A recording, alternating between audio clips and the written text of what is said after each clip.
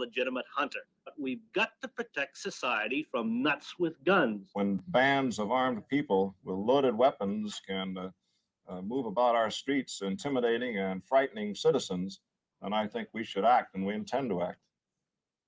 It's my intention to make it a misdemeanor to have loaded rifles and shotguns and weapons in public places. The police department had went to a local congressman to get a bill written. So Huey called me up and says, we have to go to Sacramento. It was conceived as a media event that the press is always at the California State Capitol. No one really wanted Huey himself to go because Huey was kind of a quick-tempered firebrand.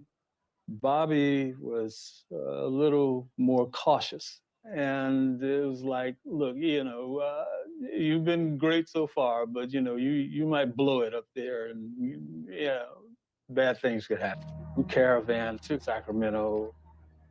I think there were about 30 of us all together. And most of us had some weapon.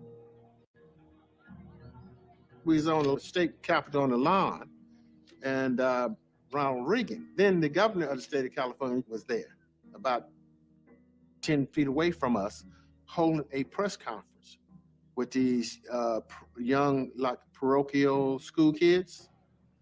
And what happened, as soon as the press seen us, they gravitated from Ronald Reagan over to where the Panthers was. The Black Panther Party for Self-Defense calls upon the American people in general, and the black people in particular, to take careful note of the racist California legislature, which is now considering legislation aimed at keeping the black people disarmed and powerless. At the very same time, racist police agencies throughout the country are intensifying the terror, brutality, murder, and repression of black people. The State Assembly was in the midst of a heated debate when the young Negroes, armed with loaded rifles, shotguns, and pistols, marched into the Capitol.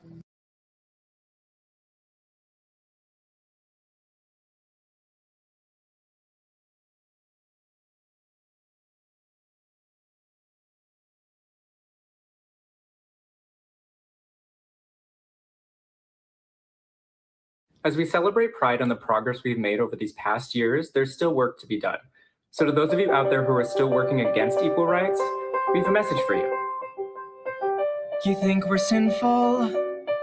You fight against our rights. You say we all lead lives you can't respect. But you're just frightened. You think that we'll corrupt your kids if our agenda goes unchecked. Funny, just this once, you're correct. We'll convert your children. Happens bit by bit, quietly and subtly, and you will barely notice it. You can keep them from disco, warn about San Francisco, make him wear pleated pants, we don't care. We'll convert your children. We'll make them tolerant and fair.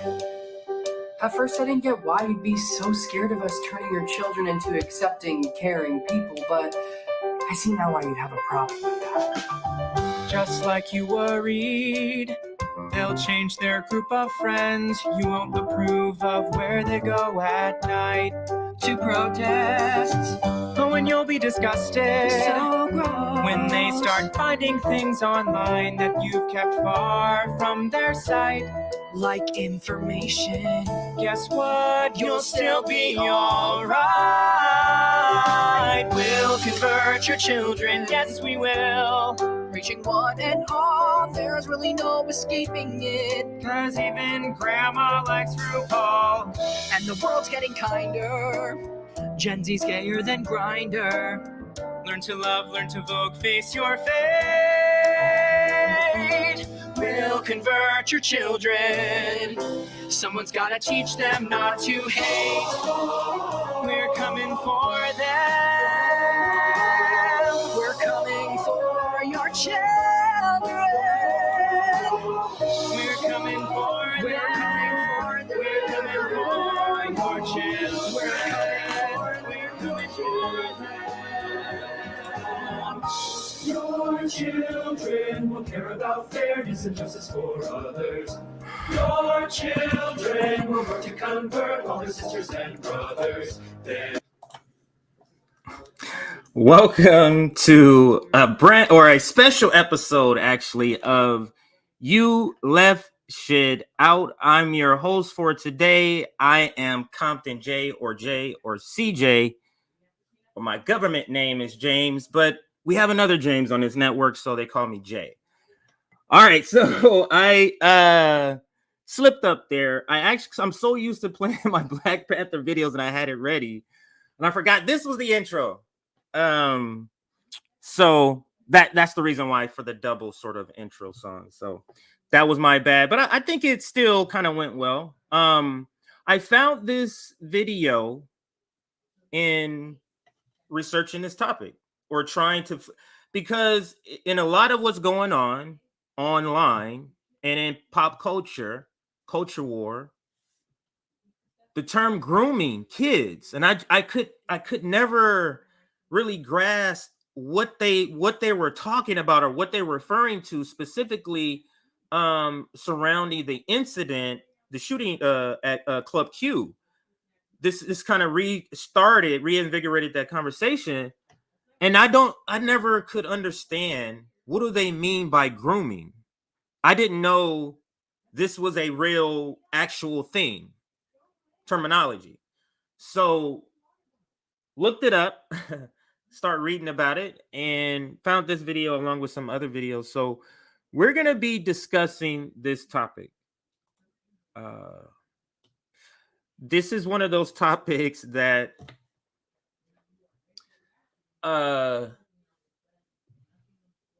we may have varying opinions of people on the same side. And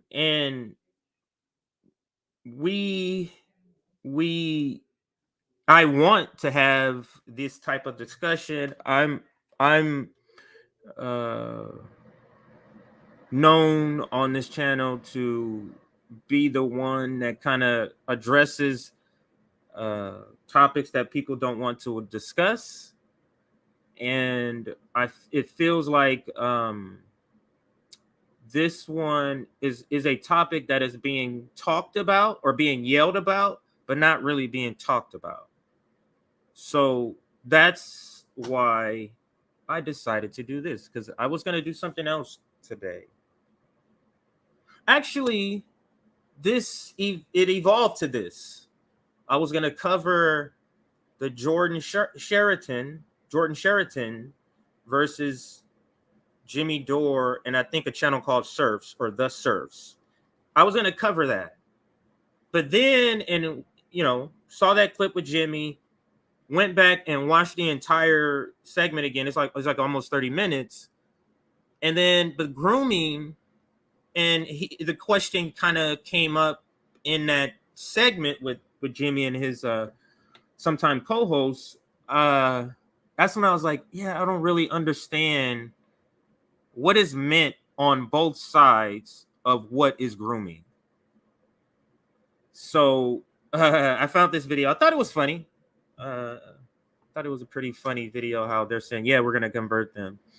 And it goes to the LGBTQIA agenda, or what is known as that by conservatives. They have an agenda. Laura Ingalls, I think it's Laura or Lauren from Fox News. She says it all the time. The agenda. So we'll be discussing this topic. Joe Rogan, Tucker Carlson, and Tulsi Gabbard are kind of on the forefront of this topic. It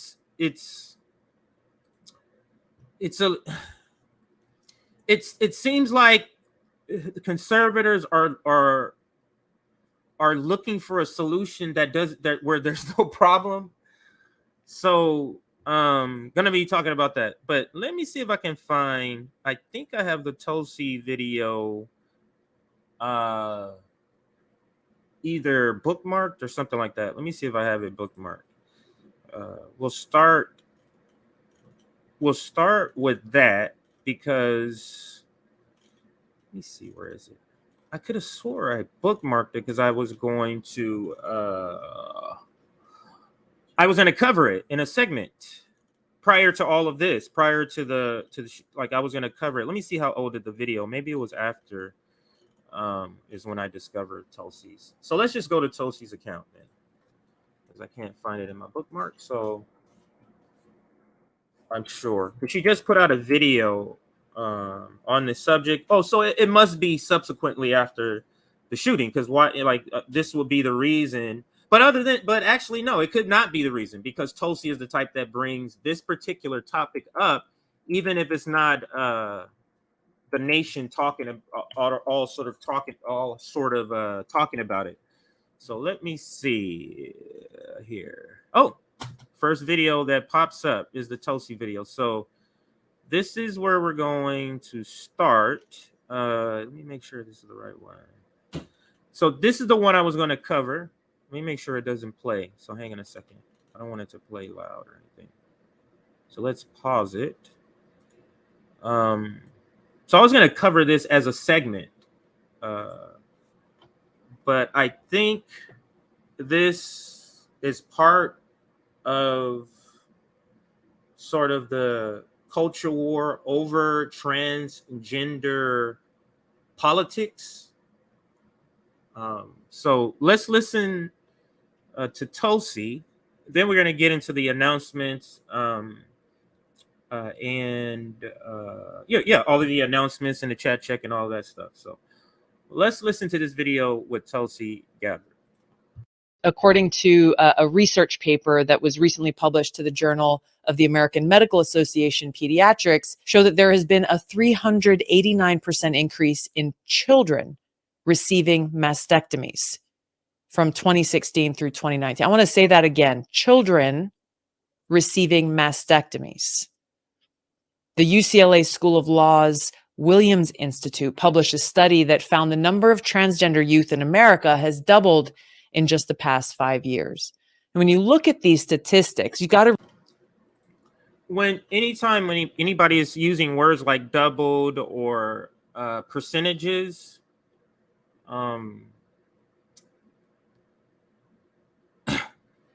sometimes it's meant to obscure the actual problem, or sometimes it's meant to blow up or make larger the problem.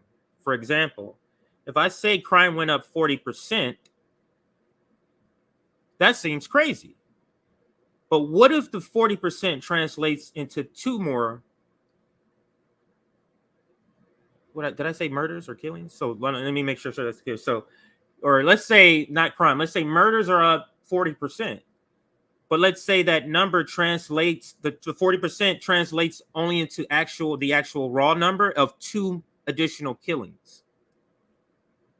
So when we say, I think she said doubled over the last 5 years, is that, going from 40 to 80? You get what I'm saying? Is that going from 1,000 to 2,000? Like, my issue was a lot of issues with how conservatives are approaching this, but it's like, why is it this issue? Why are conservatives concerned with this particular issue? There is an angle and a reason to that. There's a lot of culture war issues, but why this particular issue? Hopefully this stream will get to part of that. But there's some sort of angle they have here. And it could be to separate the white worker, or what they presume to be the white worker, because they think the white worker believes in this stuff the way that they're going. So they need to message to the white worker so that the white worker stays away from all the other workers. So that is just me throwing something off the top of my head. That's not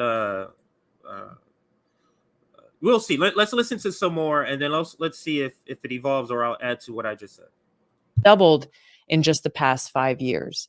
And when you look at these statistics, you got to realize that this is not an accident. This didn't just happen. This is very intentional, and it's the consequence of this radical agenda that is being pushed on our kids.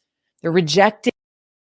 So there's two in propaganda, there's pressure points. There's two, the words are the pressure points, and there's pressure points that she's using here. Pushed, kids, radical. Those are pressure points meant to inflict an emotional reaction to what she's saying.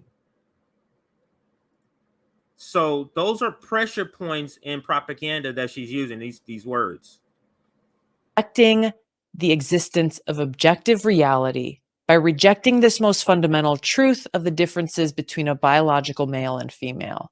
Now, even as there are no long-term studies on the effects of these dangerous treatments on our kids, those in power in government and so-called medical professionals continue to push them. Maybe I have an epiphany here. Maybe because this could be what conservatives do. They go, what is the most far left thing that's going on with the left? And let's zero in on that shit. Defund the police. Like, what is the newest? Now, I'm not going to say far left. What is the newest left thing? Now, people advocating for transgender rights is growing, and that is growing. So I would say that and defund the police. You notice those two things are being demonized right now. Pick the newest left thing. Green New Deal used to be very a centerpiece. That's why AOC. So they picked the newest left thing that they know most of middle white America may not even have heard of because it began on the coast. Like this accepting, this pushing for rights begin on the coast. So let's attack the newest left thing that has not penetrated middle America.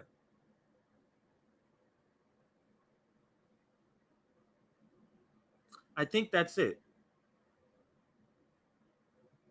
Because it doesn't make sense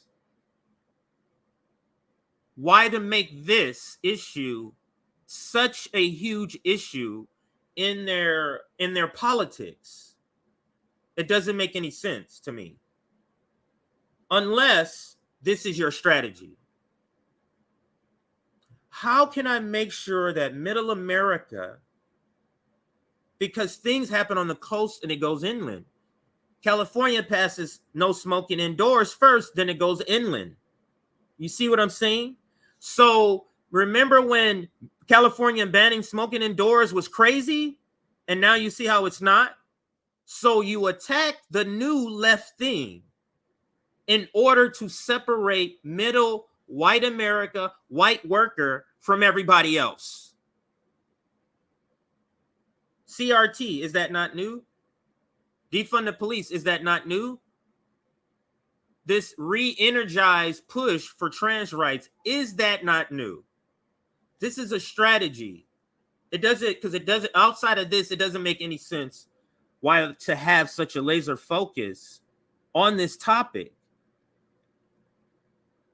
So let's go to, wow. I hope everybody's able to hear me. Yeah, the sound looks good. Okay, so let's go to a chat check, a like check, and a couple of announcements. And then, like, this is just the intro. We haven't really gotten into it. So we're at 100 likes. That's awesome. Thank you very much. We're approaching 300 viewers. Could we double that? Could we get 100 more people to hit that like button to get some more people in for this discussion? I want to get people, conservatives. I'm pretty sure it might be going on now because I'm about to hit 200 comments. So it may be even going on now. I haven't seen the comments yet. But hit the like button. Let's possibly get some more conservatives here. Let's get some liberals. Let's get some leftists. Let's get some communists. Let's get all walks of life to talk about this because this is a conversation that needs to take place. There might be people on the conservative side. Don't assume that are for trans rights because libertarians they don't care, right? Give everybody rights. Everybody's equal. You may have people on the left. If we were in Brazil, all of the left or majority of the left would be against these trans rights, or be against, because they're are very religious, even though they're left. So don't assume left is one thing and right is one thing. And in talking to I'm gonna keep rambling. Anyway, I don't want to keep. I want to get to the topic, and when we get there, so like it. Let's like the stream. Let's get to 200 likes. Join our Substack if you would like to get notifications of when we go live, unannounced streams like this one, or clips. I think we did like 3 clips today, earlier this morning. Sent out notifications for those clips. You can watch it directly from your email. Join our Substack. If you're watching this on replay and you wish you watched it live, or if you're just getting here like 90 minutes into the stream, join our Substack. Yesterday, this is where we were subscriber wise. Let's see where we're at now. Oh, not bad. So we added 20 or so people overnight. We are trying to get, or the goal, not trying to get, the goal. So this is where we're at now. The goal is RBN, or the hashtag is hashtag RBN to 30K. Goal is 30,000. This is where we currently stand. So like, share. It helps gain subscribers, and it also helps to grow the views for more people to find us. So thank you if you've done that. So let's get into the topic. Lots of sort of like video to cover here. So we're gonna go back to YouTube. Sorry, I'll bring this up. I know I'm supposed to go to now to comments. Sorry, I'm gonna go to comments now. But I can bring this up as we do that. So is it in the watch later? So my daughter's watching a Minecraft video, so I can see that. Okay, I got them here. This is perfect. So let's start. This is a lot here. Let's start with the conservative side. So let's bring up Fox News. And actually, no, my bad. I forgot. Now I'm refocusing the topic. So let's go ahead and talk about grooming first, because that's the next level video after we talk about what, like, people discussing what grooming is. So let's watch this video. So we're going to show some content that show people being parents who are okay with having their kids participate in gay pride parades or gay pride events. And then we'll show some on the opposite side. Now, what I've come to understand grooming to be, there is a technical grooming. You know what? There is, okay. So I'm sorry. I'm going to go with the Mike Figueroa video because he defines it. So it's better to go with this video first. So let's do that. So sorry. So there is a actual grooming where you're grooming somebody, like, and he gives an example in this video, like a priest grooming altar boys for sexual activity or sexual molestation. So that would be like a type of grooming. That is a bad thing. But what conservatives, or I'm not going to say conservatives, what people who are opponents of maybe the trans community, trans rights, or at least what they refer to as grooming, they're talking about just talking to kids about it is grooming.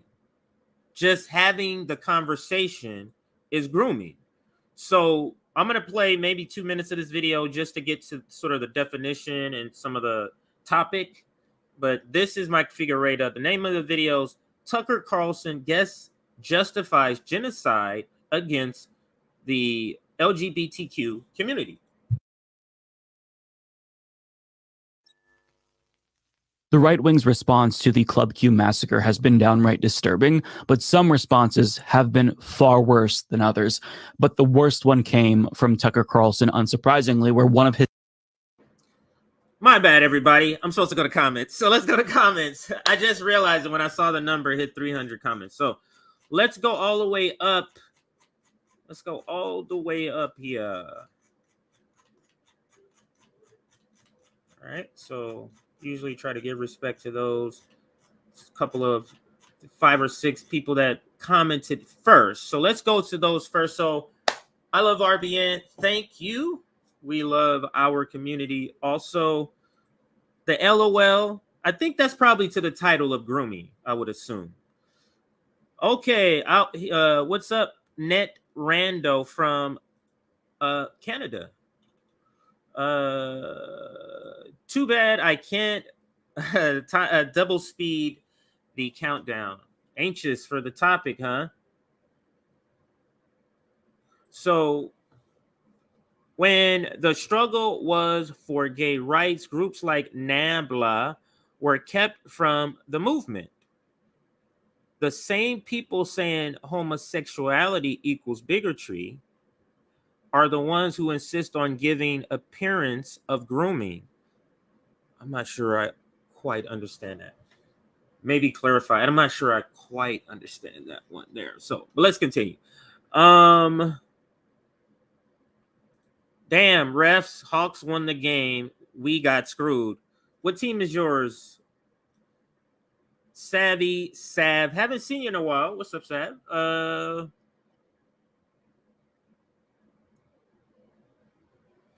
Let's continue. Hurry up.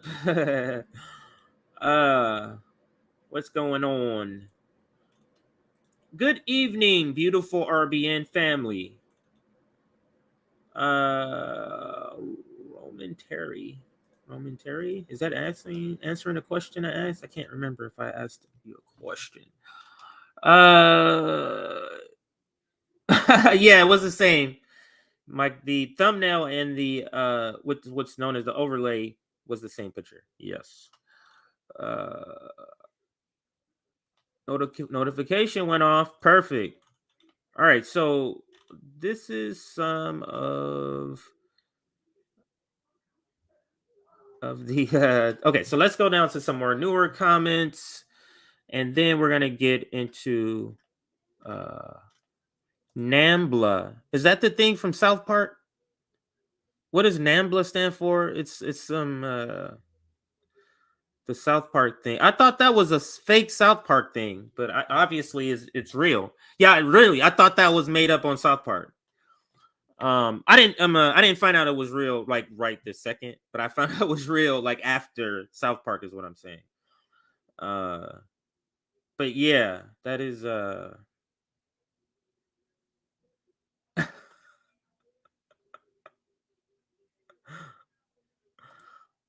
okay. All right, so yeah, that's what I thought it. That's that's the NAMBLA that I thought it was. So, all right, so obviously I got catfished by South Park. I didn't know that was a real thing until later. Sorry. So let's get back to the video. Here is Humanist Report.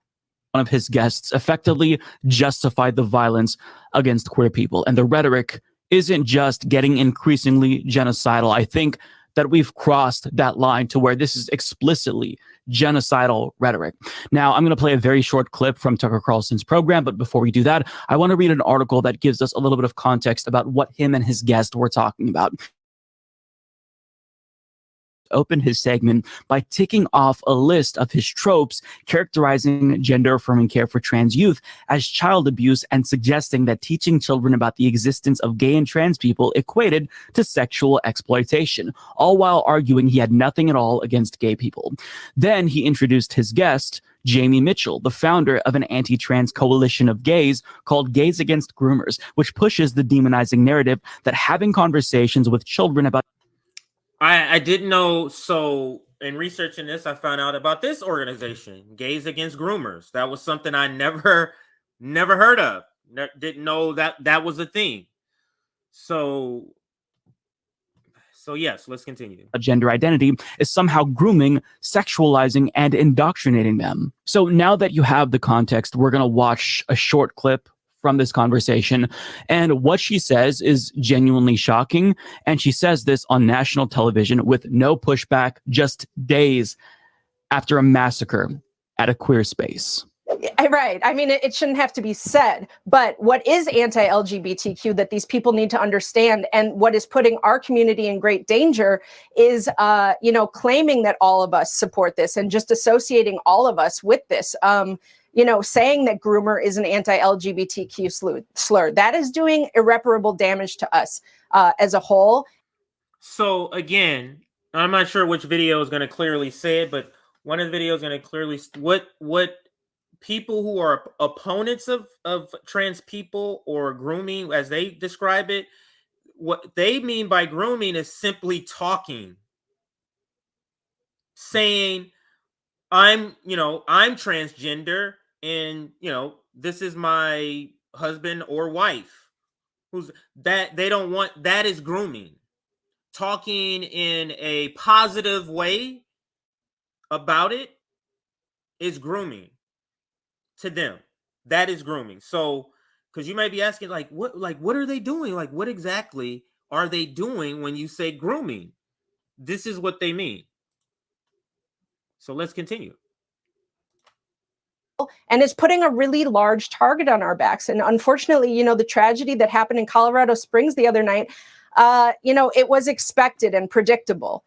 We all within Gays Against Groomers saw this coming from a mile away. Yeah. And sadly, I don't think it's going to stop until we end this evil agenda that is attacking children.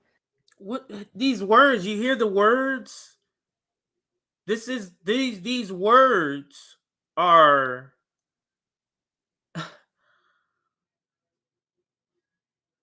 these are pressure points for propaganda. They're so not randomly placed. Understand that. They are so not randomly placed.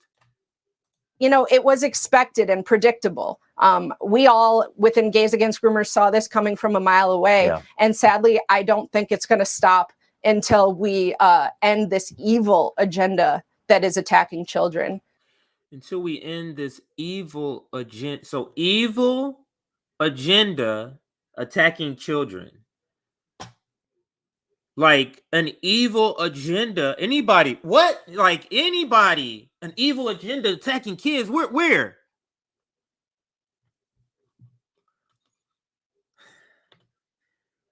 Like the rhetoric to me on both sides. On the side of trans rights, not trans rights, because no, I'm not going to say that. On the sides of the culture war part of this. Because there's people on the ground, trans advocates, they're not involved in this culture war stuff. Even this. Yeah, they have an opinion, but they're in the trenches doing the actual work. Yeah, so I'll leave it there. Let's listen some more. I talk so much.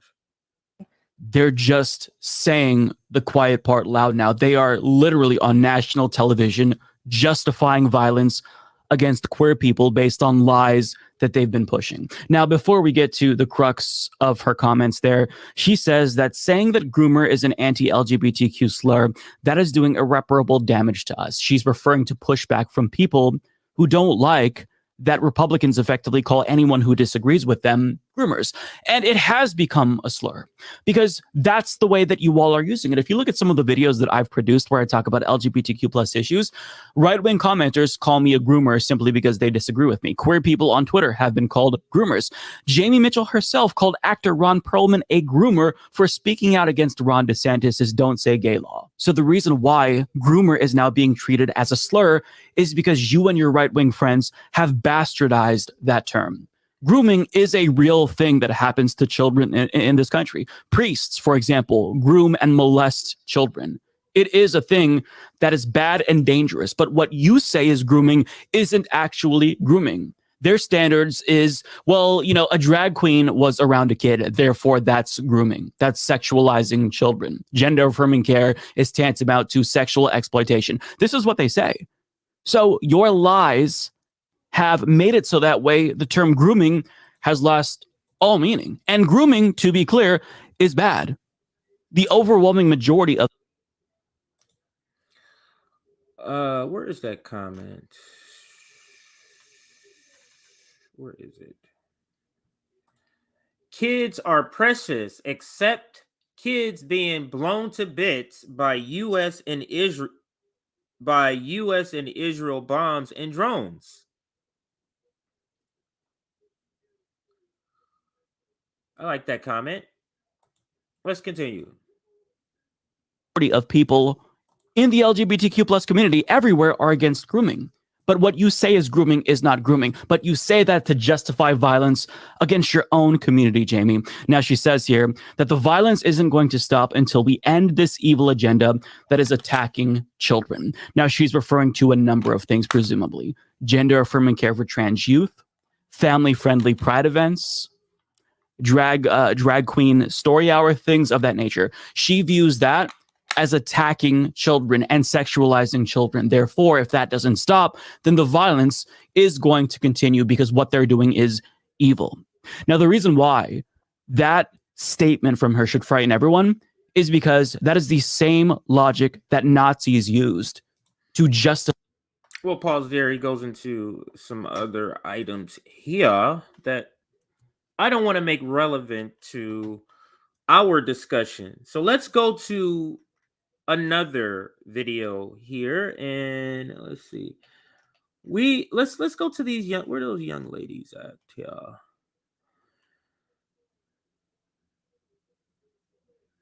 Okay. Parents outraged over kindergarten. Let's watch this one. Actually, this is a short one, so let's watch this one. A California kindergarten teacher is facing outrage after discussing gender identity with her students. One child came to the teacher with books on the subject while going through a gender transition. Now the teacher is defending herself. Sharon Roger from CBS station KOVR in Sacramento has the story. And what I will share over and over again is how proud I was of my students.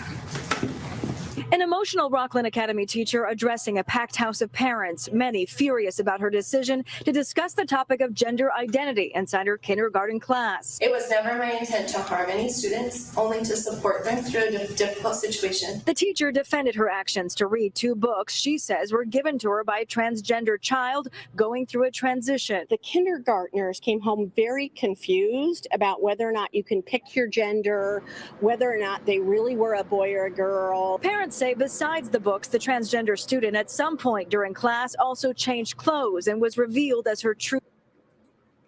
Parents, it seems to me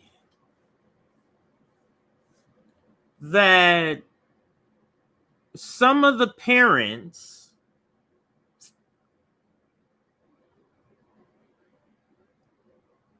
are uncomfortable themselves with the topic, and their kids coming home, bringing it up, what happened at school, makes them have to talk about it, which infuriates them.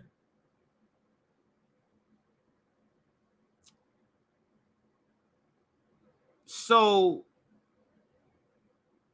I'm not talking about the outright people that want to kill people. I'm not talking about them. I'm talking about the average mom who simply just doesn't want to talk about a subject she doesn't know about or doesn't know even her opinion about. So this, I don't necessarily believe all the anger from parents is necessarily, I'm not going to say not, but necessarily about their kids learning this.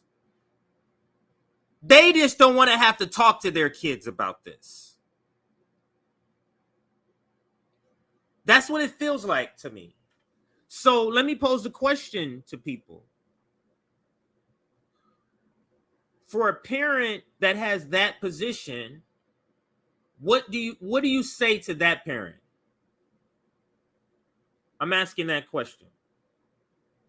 Like my household, we don't have like barriers. If a topic comes up, then we'll talk to our kids about it.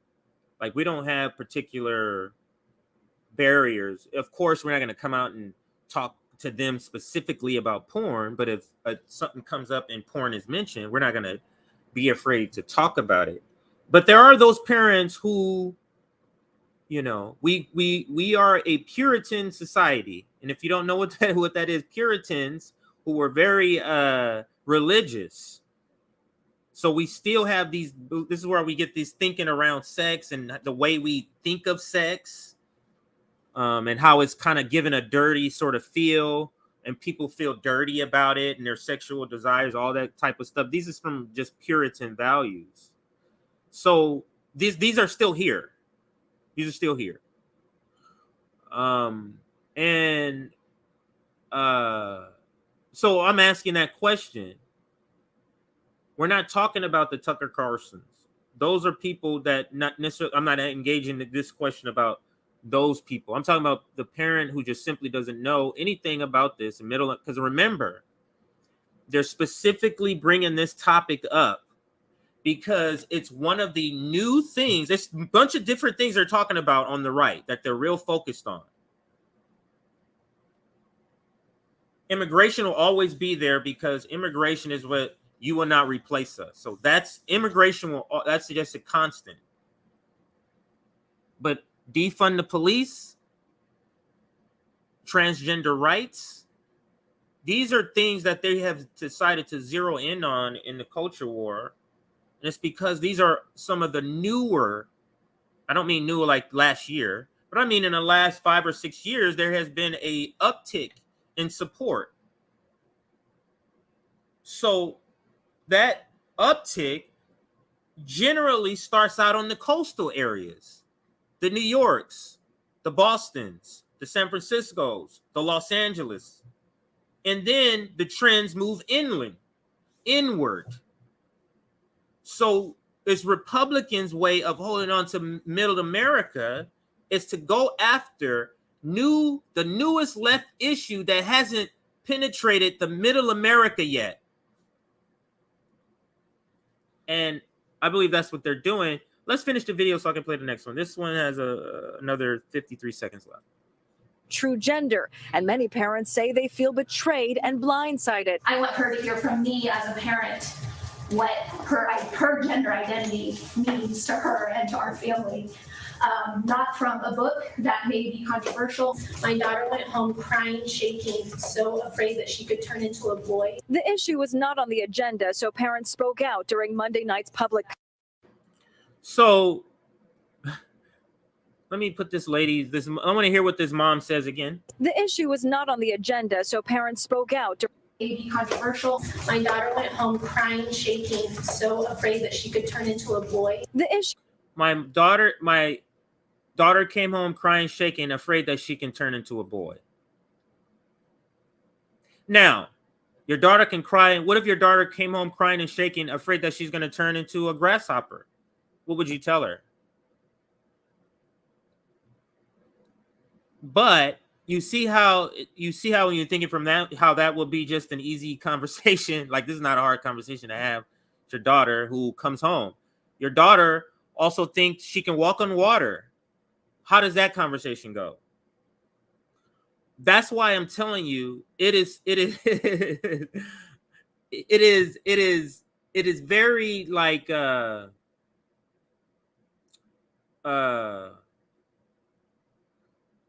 that's why to me it is telling me that it is the particular topic, because there's lots of topic that it is a specific topic that they may feel uncomfortable with. The point that I'm trying to make is that your kid can come home and say a lot of things that's out of bounds of what's happening or what's going to happen in the immediate future or what's happening now or whatever you want to teach your child. You get what I'm saying? and you would just say, oh no, that's not how it goes, or that's not where you put that. You know, that's how it would be. So yeah, let's continue.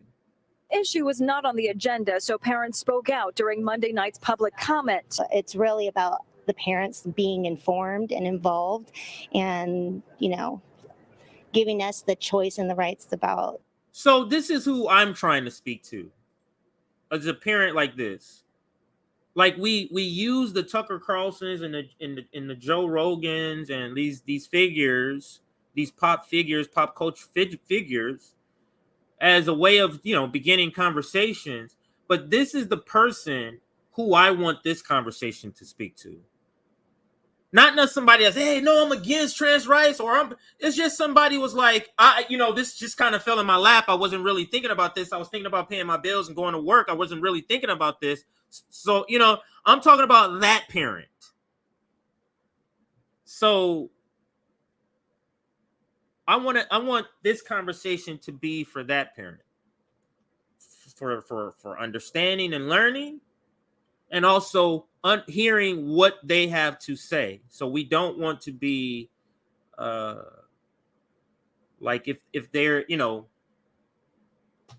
want to validate their point as that's okay. I hear that that's your point. Not to say that your point is right, but just to hear that I understand that's your point of view, without them feeling like they're being. Now, this is all about having a respectful conversation. Now, don't be targeting people. So let's go to some comments, because I do think there are some different opinions here in the comments, because I saw some people kind of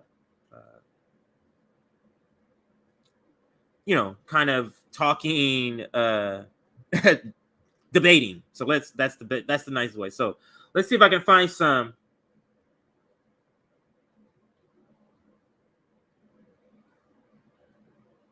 So here goes this comment here. There are men in women's prisons and shelters. The right aren't the only ones who care about this issue.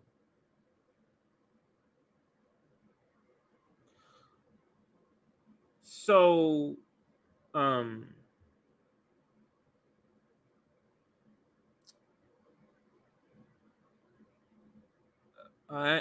going to talk about this comment with Michelle. I'm going to try to read into the comment to make sure I understand. There are men in women's prisons, because men is capitalized in women's prisons. So since the topic is transgender, I'm going to assume that when you say there are men, you're talking about transgender women is what you're referring to as men. The right aren't the only ones who care about this. Any thoughts on this comment? Let's have a discussion. So if I'm wrong, Michelle, put another comment in of what I'm saying. So Michelle is saying that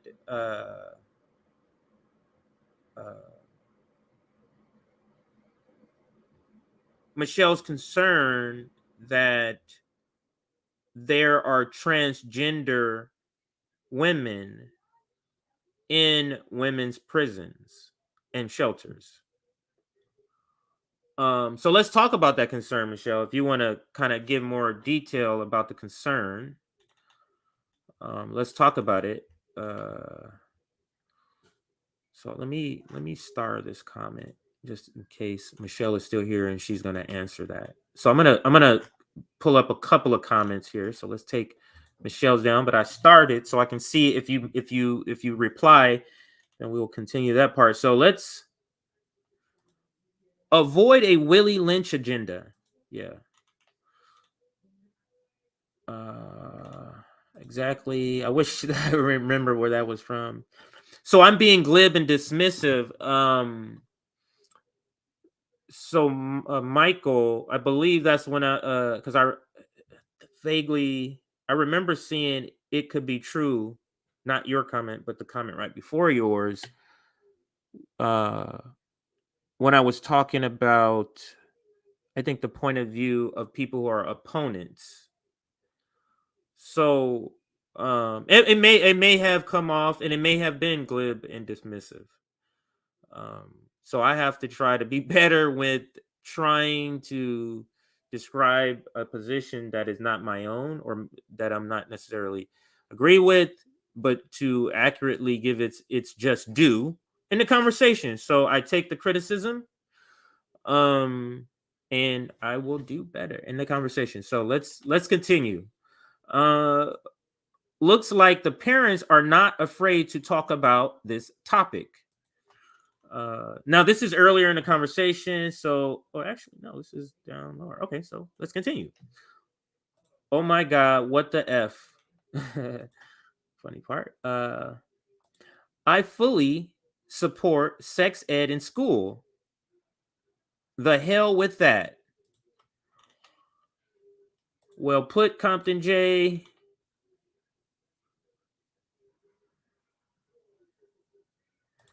So they just want to make having a conversation the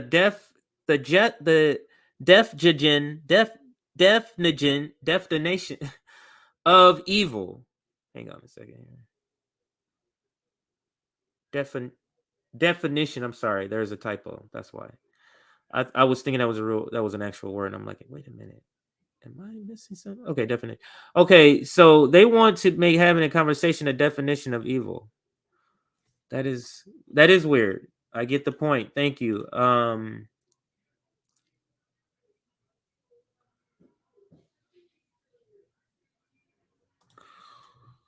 So here's a comment. Y'all self-reporting on yourselves if you are connecting, transitioning to explicit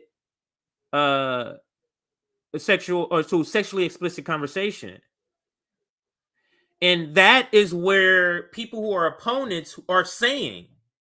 They are saying that having conversations about people transitioning is to them out of bounds or sexually explicit to them. That's what they've said in the video. And we'll play a couple of videos where we'll hear people say that.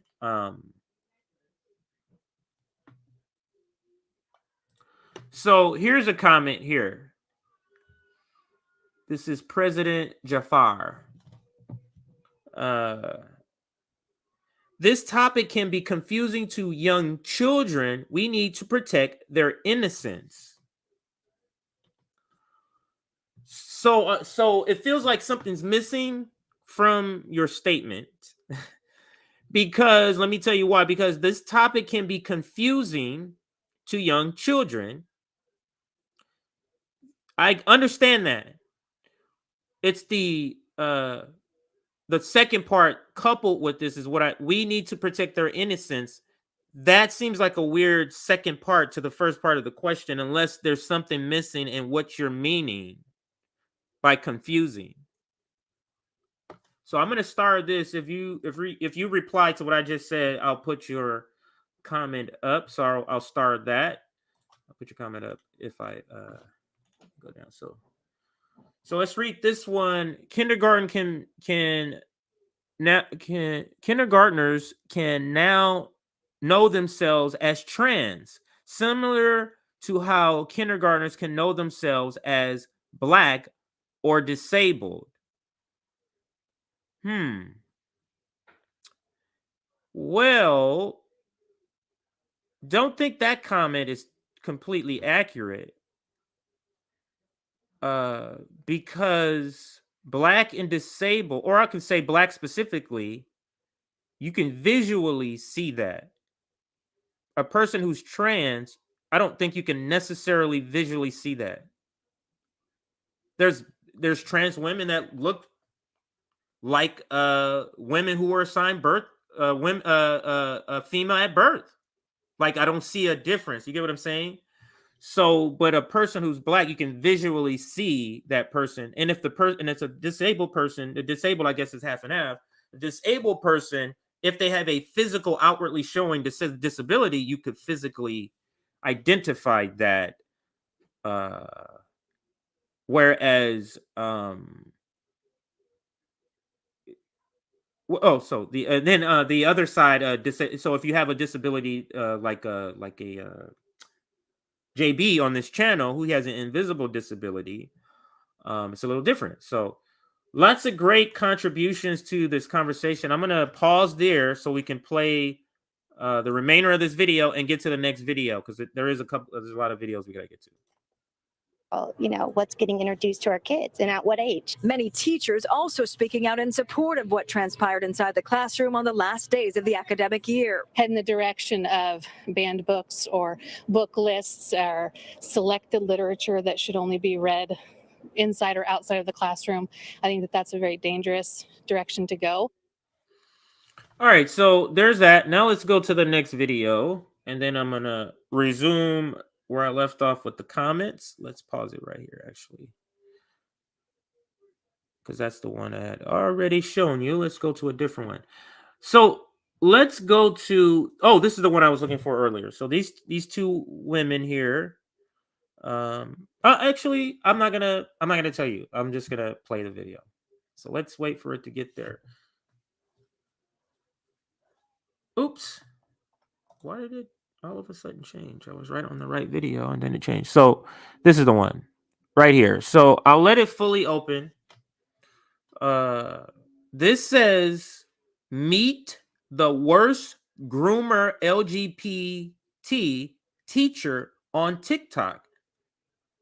So let's listen to part of this conversation. This is one side of the conversation. So this is the side of the opponents. We're going to listen to these two women speak about this. The difference between teaching them about real life and teaching them an ideology. Correct. And you are overstepping the parents' boundaries when you teach them an ideology. So welcome back. I am here with the one and only Miss Blair White. We're in Austin, Texas, and we filmed something for me. When it is up, I will have the link in the description for you guys, and I'm sure I'll tweet about it. So let's go back to her first comment, because I think it's very telling. Let's play it. The difference between teaching them about real life and teaching them an ideology. Correct. And you are overstepping the parents' boundaries when you teach them an ideology. So there's just a difference of she is saying to her, and I'm trying not to be dismissive like the comment, she is saying that people explaining, transitioning, or people talking about transgender people existing is an ideology. You get what I'm saying? Like, they are saying it's an idea. Let me try to understand this. They're saying that it's not a thing. I mean, there's no other way. If you're saying that even the existence of saying somebody is trans is an ideology, like I'm not sure that there can be any common ground met if that's the position. Like, because you're saying can't believe that she would be saying that. But let's listen. Let's see if she further explains a little more. So welcome back. I am here with the one and only Miss Blair White. We're in Austin, Texas, and we filmed something for me. When it is up, I will have the link in the description for you guys, and I'm sure I'll tweet about it and such too. Yeah, something really fun. Yeah, but we can't talk about it yet. It's a surprise, but we did film something for her. And now we're going to talk about the bullshit leftist, crazy LGBT people that are teachers on TikTok. Oh my God. Okay, yeah, we're good. Because listen, just because somebody is lesbian or trans doesn't mean that we're crazy. Right, only kind of. Or a little bit. Only In a good way. Only kind of. There's good crazy and then there's like harmful crazy. Hi, my name'sAz and I'm a preschool teacher. Okay, so people are. I want to address this because I want to make sure because I'm trying to be fair. I'm trying to describe it, but people are saying that I'm not describing it right. So the position of the opponents of trans rights, trans advocacy, are saying that I'm not getting their position correctly.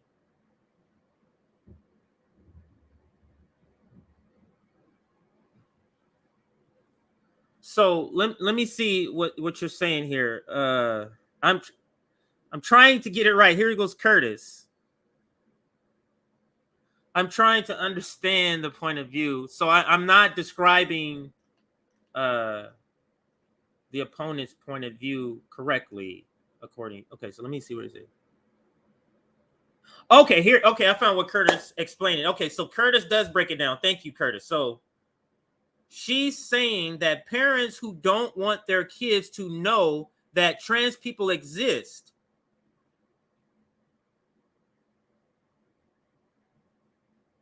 she's saying that parents who don't want their kids to know that trans people exist is teaching their kids. So I'll read the comment aloud. So she's saying that parents who don't want their kids to know that trans people exist. So I thought I was going down that. So I didn't say it the right way. But this says it a lot more clearer. So there's parents who don't want their kids to know that trans people even exist. So now I'm getting a better understanding. So there are parents who don't want their kids to know that trans people even exist.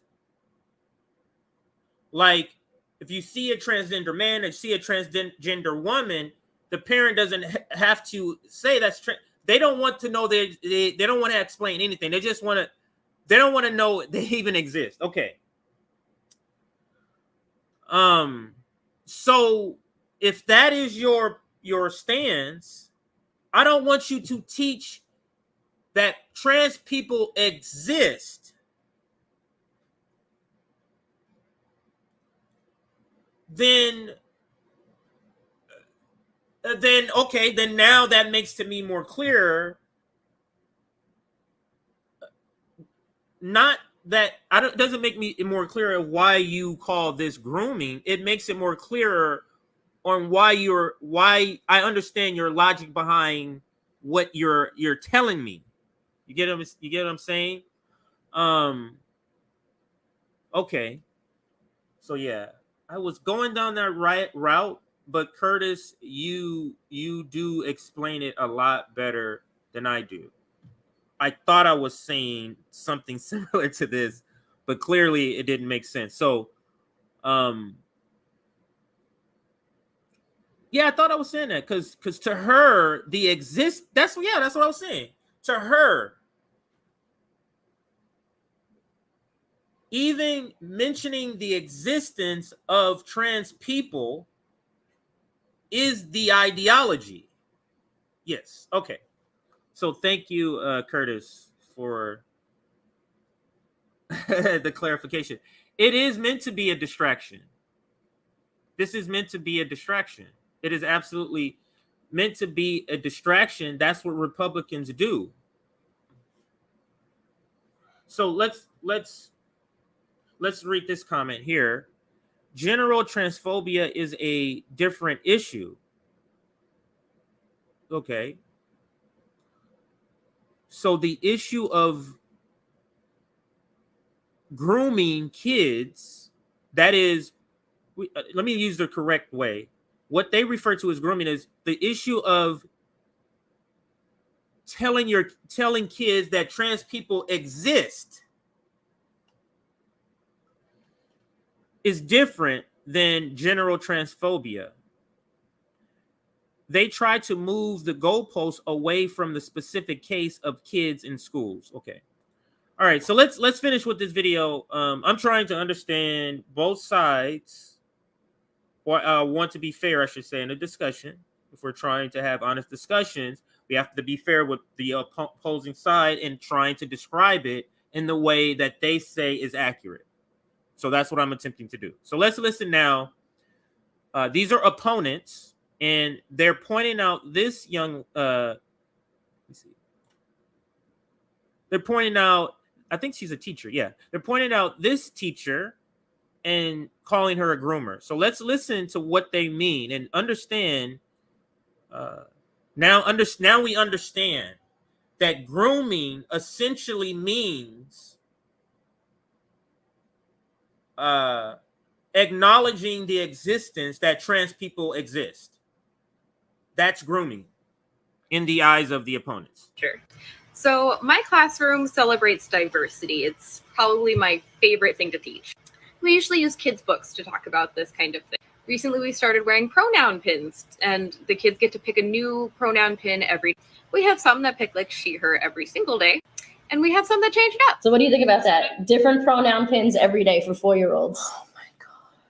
First of all, we've spoken about this. Why do they always look like children themselves? Like, these people seem to be caught in the mindset of a child. Pronouns are not Pokemon cards. You're not supposed to collect them, trade them, swap them in. Like, it'd be one thing. It's like if there wasn't serious ramifications long term, but like you're setting these kids on a trajectory toward puberty blockers. It's not just pronouns. Right. If you start confusing a kid about what their gender is early on, that's the trajectory. This doesn't even have to be necessarily about gender because people aren't even like actual. So it's like, this is what I'm saying. I'm listening to their conversation, and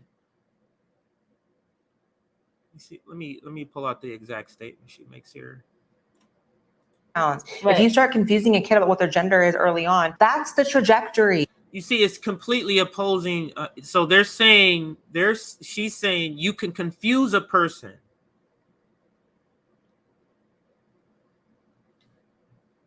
into being something they're not. Like being trans is persuadable. I hope I'm describing their point of view correctly.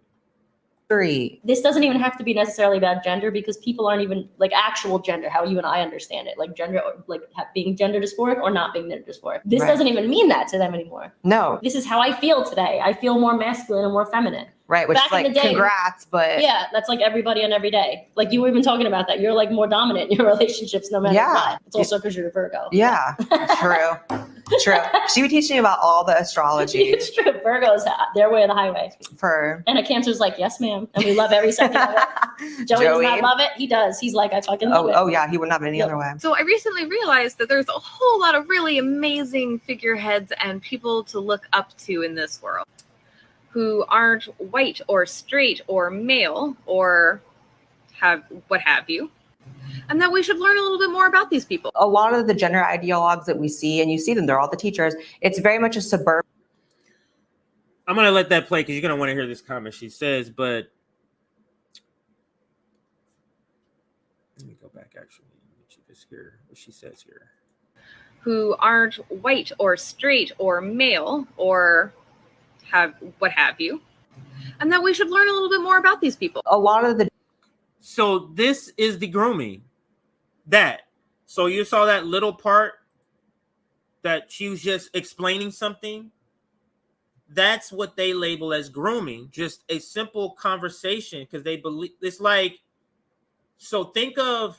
So I'm trying to give an analogy for the opponent side. So think of the subject of transgender people. Think of it as communism. That's how she's looking at it. Like it's a teaching. And it's a follower. Like the people who are transgender are some like under a spell, maybe.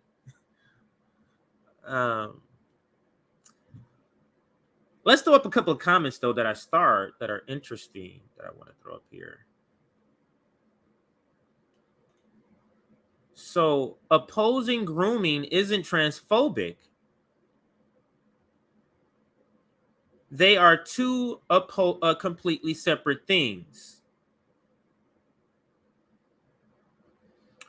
This is where I believe we get into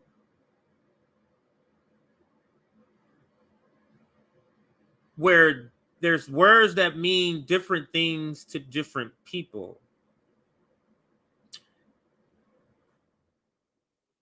Because opposing grooming isn't transphobic. Opposing which definition of grooming? the actual definition of grooming or the definition that says bringing up the topic of okay, I think you clarify. Let's go down here. Here goes another comment. You thought I started another comment of yours. Allowing kids to explore different genders and roles sounds based, actually. Now, a conservative person, mom, they would be terrified of this comment. Terrified. I don't know if these gaps can be sort of bridged, but it's interesting. I do have a video where people from opposing sides come and have a conversation. This video. The gender ideologues that we see, and you see them, they're all the teachers. It's very much a suburban white, never had a Female. struggle in my life, Yes. female thing. Yes. And that's a psychological thing that we need to have a therapist. Like, seriously. Every video we do should have a therapist. Because, like, what? It is a common theme. I'm not sure what it is exactly yet. You don't see black teachers doing this? No. You don't see Mexican teachers doing this? You don't see Asian teachers doing this? This is such a white liberal thing. White liberals are destroying the planet. All right, so something that's really cool and unique about who I am is that I am transgender. So we touched a little bit about that at the beginning of this week in the book that Miss Hammond read, but I'm going to give you my explanation about what it means to be transgender as well. So when babies are born, the doctor looks at them and they make a guess about whether the baby is a boy or a girl based on what they look like. It's not a guess. They observe a penis or a vagina. Your gender is observed. So let's go back. So understand, we are watching videos of people just talking, giving information. This is their receipts to say, see, they're grooming. You see what I mean? Like, just the explanation of it. So when babies are born, the doctor looks at them and they make a guess about whether the baby is a boy or a girl based on what they look like. It's not a guess. They observe a penis or a vagina. Your gender is observed. Your gender is not assigned. It is observed. God, I hate that. They're making the doctors look bad for doing their job. If your ideology requires you to lie, that's not right. Like, you're lying. Doctors do not guess. And even in the whatever percent that are intersex and there's an anomaly on the outside exterior of the body, life isn't based on anomalies. Life is based on averages. And most of the time that guess is 100% correct. There are no issues whatsoever. But sometimes the doctor is wrong. The doctor makes an incorrect guess.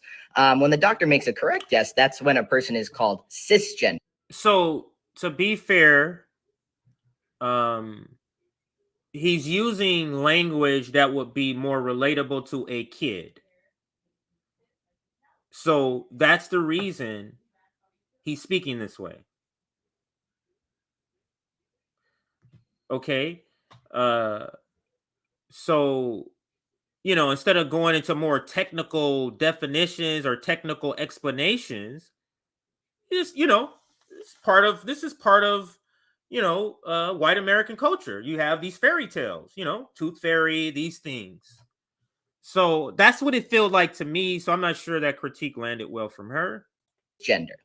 When a doctor's guess is wrong, that's when they are transgender. A tree with like leaves on it behind him. So I'm assuming these kids are like he's talking elementary school. Yeah, his tone of voice indicates it's very young kids listening. And the way he's speaking, right? I'm a man, but when I was a baby, the doctors told my parents I was a girl. And until I was 18 years old, everyone thought I was a girl. And this was super, super uncomfortable for me because I knew that wasn't right.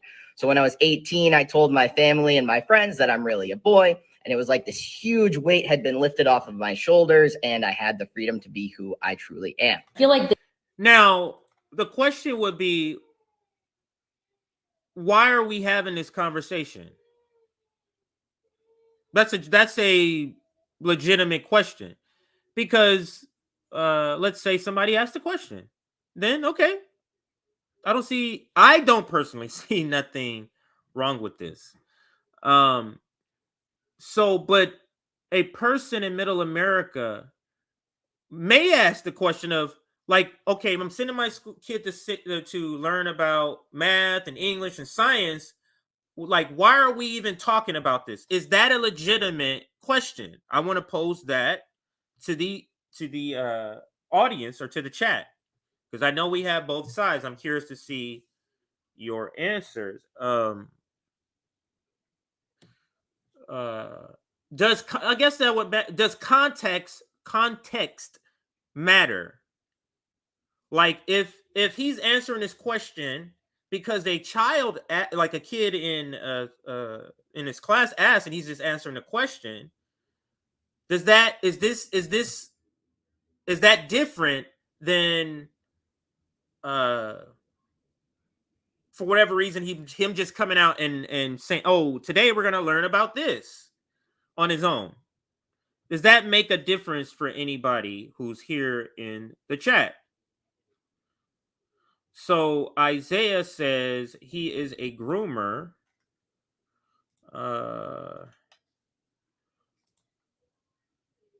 Why are you teaching kids this?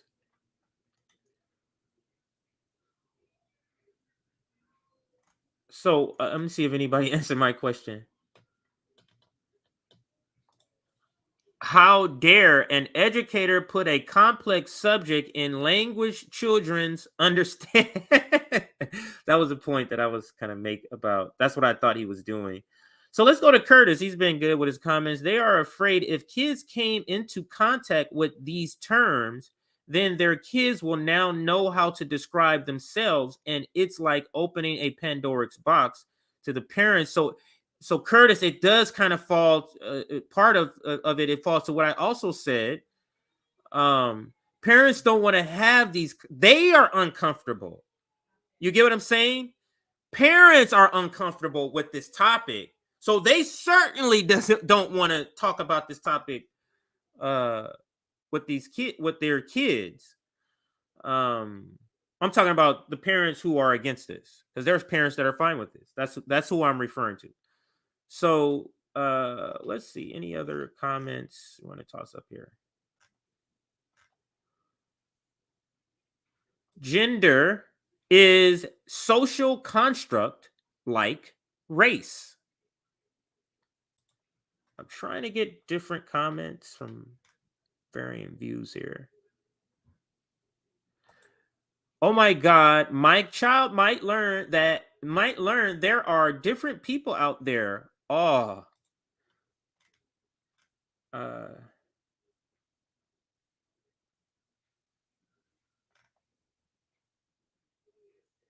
Okay, I read that one. All right, so any other good comments? Still low. Okay, so this is an opposite comment. Is it Donnell? Okay, Donnell B. Sex is biological. Sex is observable. Gender is a social construct. Gender is in your mind. The doctor doesn't guess your sex. Thank you for that comment. Donnell, layers. You got to think about it. Like, this is just a massive, and this is what's happening throughout the LGBT community right now, and with like racism and stuff too. It's an extreme amount of overcorrection. Yes. Is it okay if a kid actually experiences gender dysphoria and he comes out as trans, and then the parents, of course, accept them? That's all okay. This is too extreme because it's going to confuse kids. Because I know for a fact that if I was a kid growing up in today's world, I would 100% think I was like non-binary or trans. Oh, of course. 100%. And I spoke about this in videos before. I didn't like my body, which is very typical of young females, right? Especially young gay females. Yeah. I like romantically was into women. I didn't know what sex was, but like romantically I liked women, and I didn't think you could like women unless you were a man. And I did all the boy things. Like I wore boys' clothes because I hated my body. You'd like, be trans today. I'd be trans. I didn't know this. So she is lesbian? The one on the right. The one on the right is a lesbian. So let's continue. Trans. trans. And then here comes the what's wrong with being trans? She's not trans. That's the point. So it would have been bad. Right, that's the point. It's irreversible medical procedures that take place when a kid is trans. So it would have been bad. And you know what? Aside from him lying to them, I don't think kids are having any medical procedures. I don't think that's happening. and saying doctors guess about a gender, which is a lie, which is false, which is, it's either a delusion on his part or a lie, one of the two. Aside from that, everything is fine with what he's saying, other than the fact that he's saying it to like little kids. 6, 7-year-olds. There is no reason to tell these kids this. Again, it's from a narcissistic place because it's all about you. You're filming it because you want these ass. So if you believe them, they're saying there's nothing wrong with what the two teachers that they showed in the TikTok videos. There's nothing wrong with them doing this. Their problem is that they're doing this or with kids. Yeah, Dwayne Wade's son is let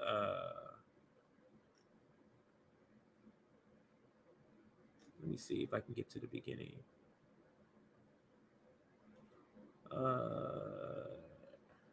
Okay, so this is an opposite view. I'm doing that today. So they give kids chemical castration drugs to stop puberty.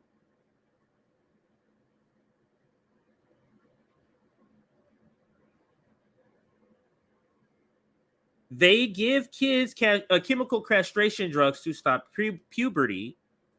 I'm looking to see comments here. Look at Dwayne Wade's son. She's not making a valid point at all. She is saying that she'd be assigned a wrong sex today because she didn't like her body. All right, let's go to the next video. This is getting... I've been in the comments a lot. That's why it's going a little slower, but let's begin to speed this up here. And now let's go to... where is that? Not that one. Not that one.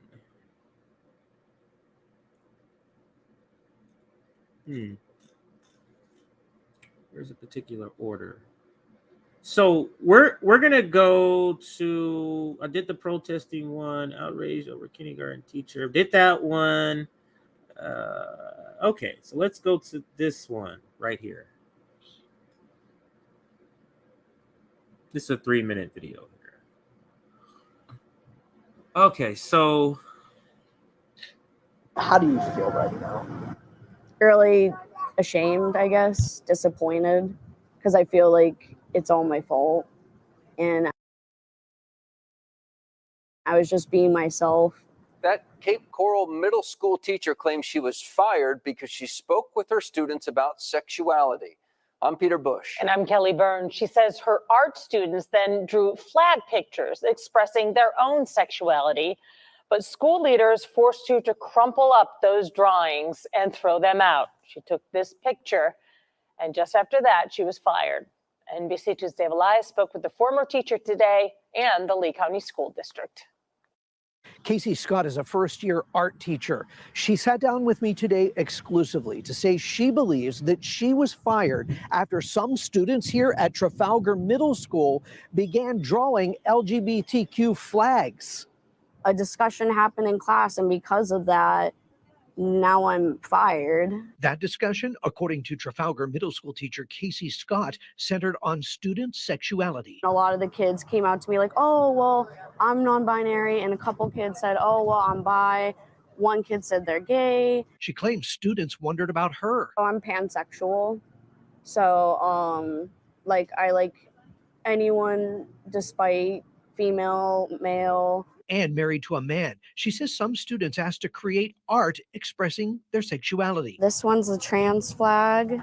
She hung the pictures on her classroom door. They said that it would be in the best interest if I just got rid of them now. She snapped these pictures showing how she got rid of them. I went over to the recycling bin. I grabbed all of their flags, and all the kids were staring at me, and I crumbled their flags in front of them. She was sent home. And then I got a call from administration saying that, well, at this time, we are releasing you from your contract. She showed us social media posts from students upset over her firing. However, the Lee County School District showed us complaints from parents and students explaining that they could create flags expressing who they are. Union President Kevin Daley says they can legally fire her. During that probationary period, they can let you go without cause. She doesn't belong to the union. Daley believes the firing could be a wake-up call for teachers. There is kind of a heightened sense of, where is the boundary and what are employees supposed to do, allowed to do, what to do when a topic comes up in discussion. Her firing came days before the governor signed a law that limits LGBTQ talk in age-appropriate settings. My concern is for the mental health of the transgender, non-binary students. LGBTQ advocate Crystal Siscon believes the district made a mistake. I would like to see a statement from the school board recognizing that they need to have a mental health counselor come in and speak with the children who are directly impacted by their actions toward this teacher. The district telling me, quote, she was terminated for not following state-mandated curriculum. Dave Elias, NBC. So, what do you think about what this teacher did? Comments. What do you think about what this teacher did? Do you think I don't want to color anybody's opinion. So, what do you think? Look up the play downstairs, a play about pedo. Thank you for that super chat. Let's see. It wasn't a mistake. It was a direct reaction to a teacher's brazen action and are terminable. So that's how you describe what she did. Deserved to be fired, Bob K. And why would you say she was deserved to be fired? Can you elaborate? She shouldn't have been fired. And can you elaborate? Opposite views there. You can't teach true history, so of course you can't teach what is really happening in the world.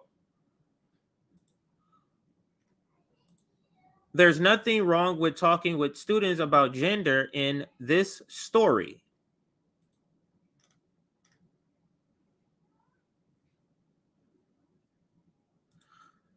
I wanted to be Spider-Man when I was a kid. Trust me, you will confuse kids. But let's dissect your comment here. Would you call you wanting to be Spider-Man confusing you? Or you not understanding that TV is not reality? I don't call that confusion. I call that just an understanding of reality.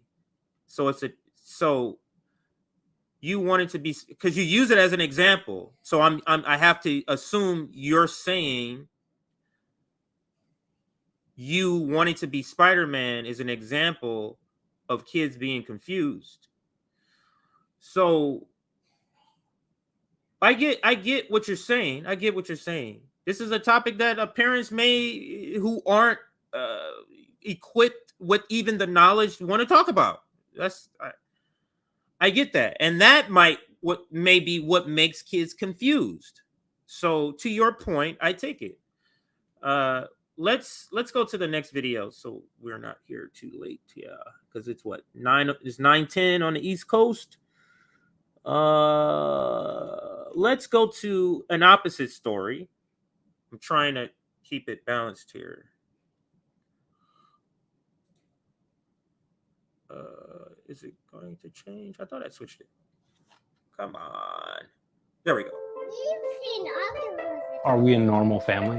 So the title of this video is called Raising the They Babies.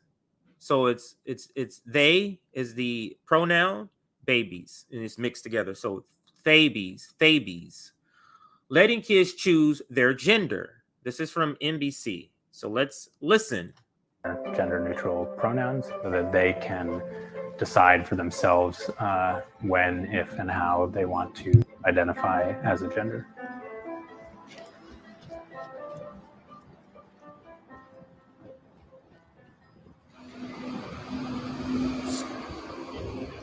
So when they say the LGBTQIA agenda, what they mean is something like this. But what they describe as an LGBTQIA agenda, some others just means equal rights. Like the agenda to get trans LGBTQIA people rights. That's an an agenda to them. That's what they refer to.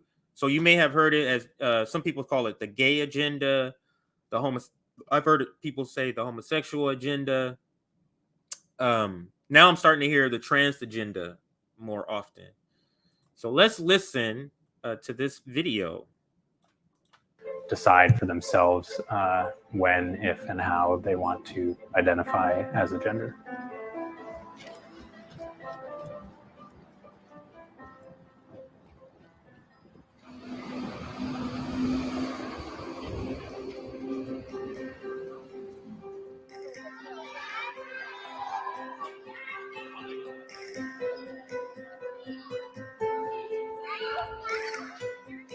North America.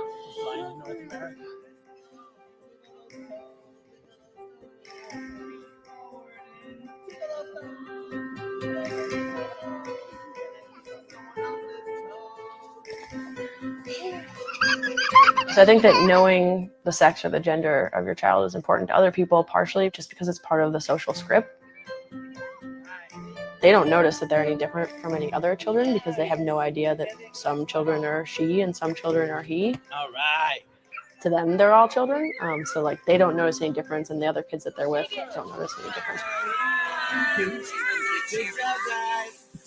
Have a good summer. A lot of young girls are, when they grow up, they're told, don't get dirty.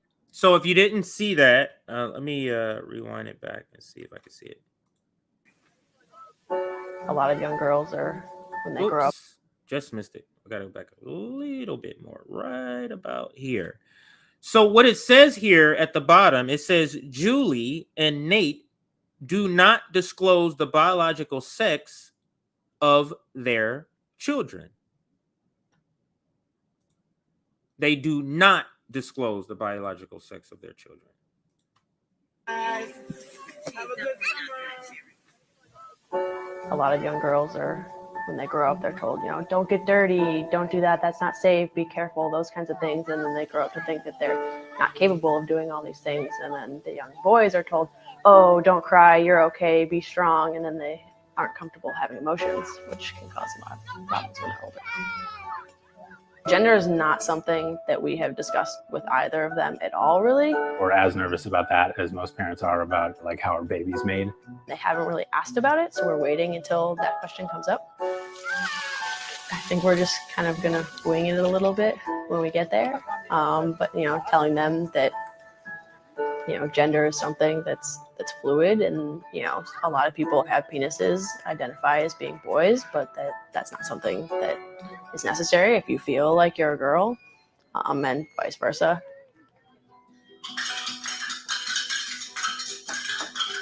There is research that shows when you use gender binaries in our language, when we say good morning, boys and girls, or when we just say to our kids, come on, girls, or what a smart boy you are, using gender to sort and categorize and label kids. We do know that that increases gender stereotypes. Do you want the hair clip in your hair?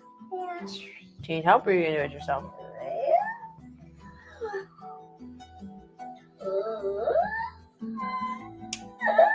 I did it. You did it. Now we're.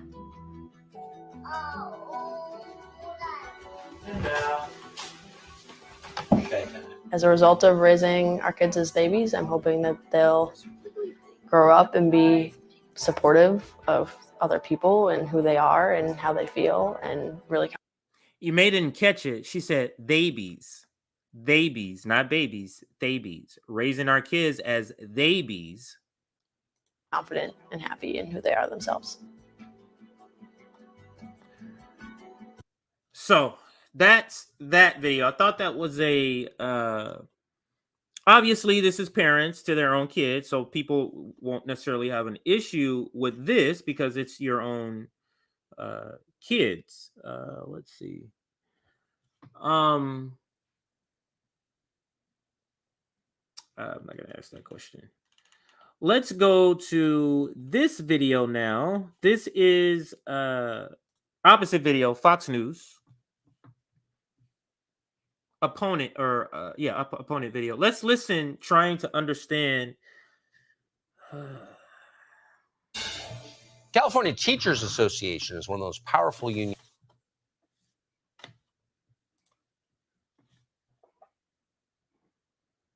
in the country, and it is purely an organ of the Democratic Party. Recently, the union held a conference to discuss how to indoctrinate school children without their parents' knowledge. One first grade teacher called Blair Wyatt explained that it's best to hold meetings for gender identity clubs during lunchtime so that parents never know. Yes, that lunchtime is kind of that sweet spot where the kids don't need to come earlier or stay late, and kind of eliminates a little bit of that parent interaction if there are kids who would like to attend, but maybe their parents are unaware that they're interested in participating, or unaware that they are out at. So, like, this is being played as if this is some sort of nefarious thing that she's explaining, when she is just simply saying it could be a person or a child who has not come out to their family yet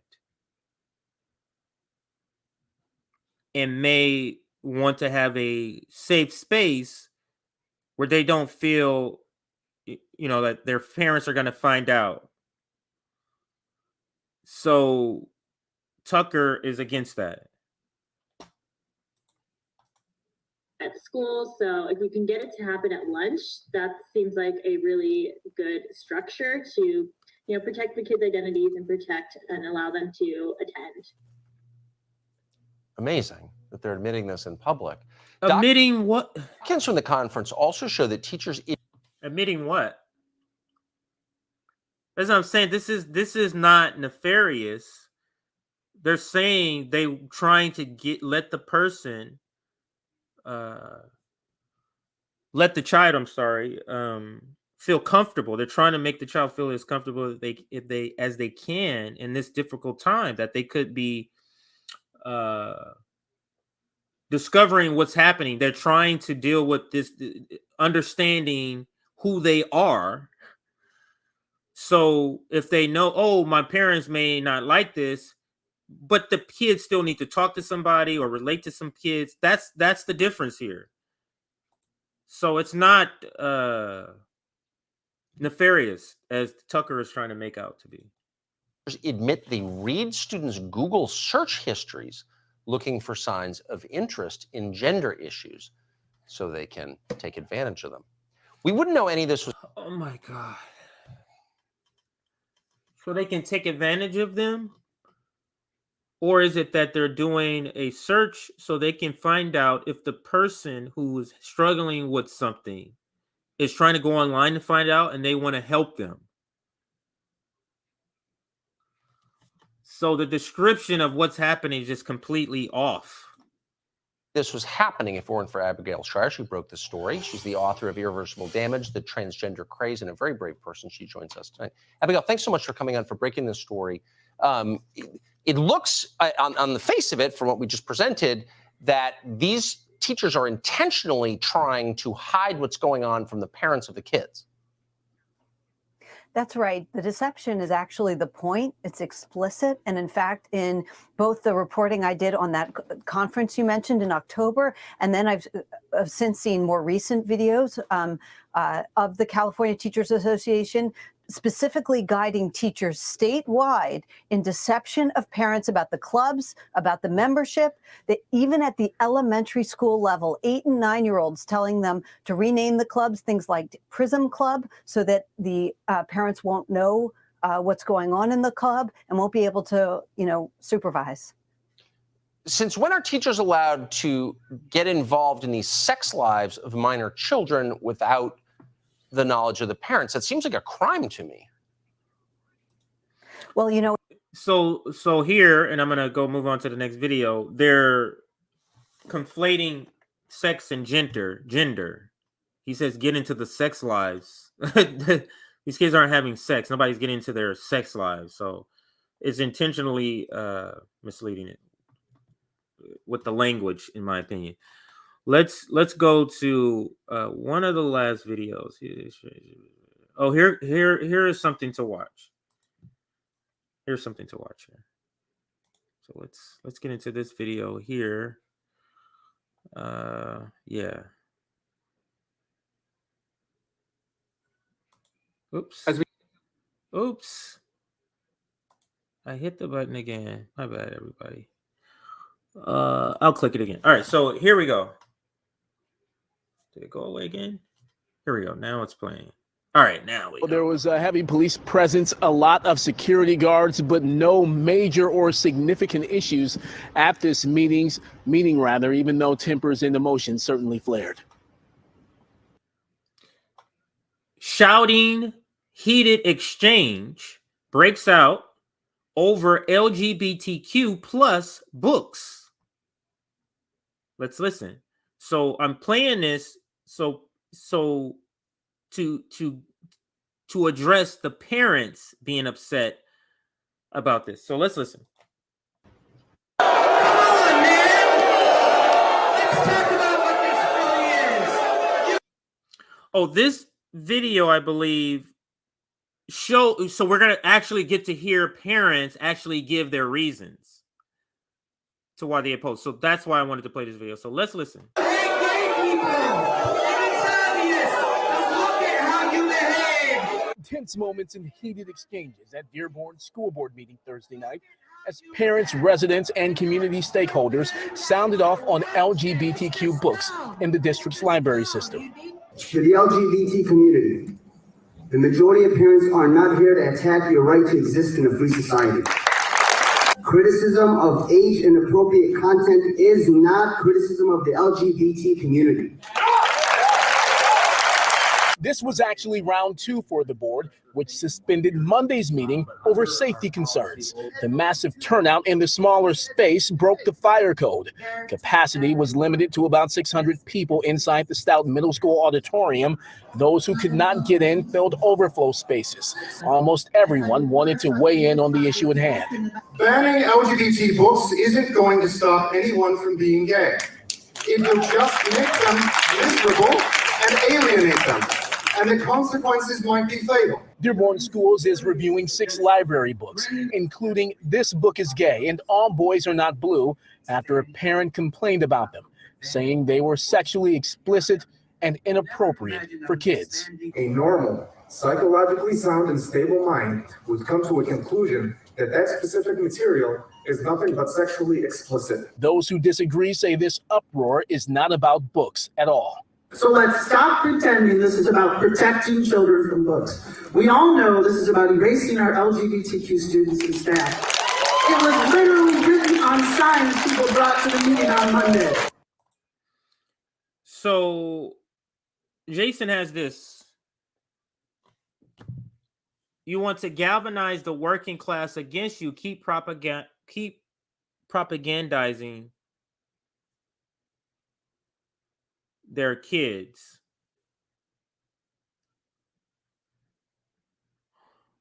So this is, I think, is the point of Republicans using this topic and putting it front and center.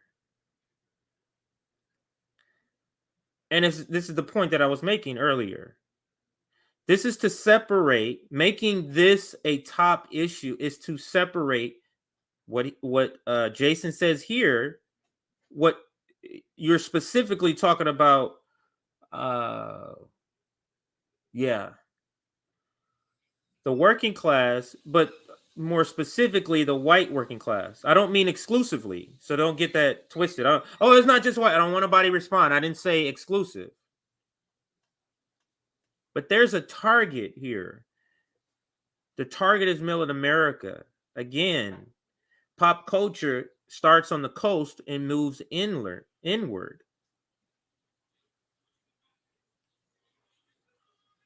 So yeah. Anyway, let's continue.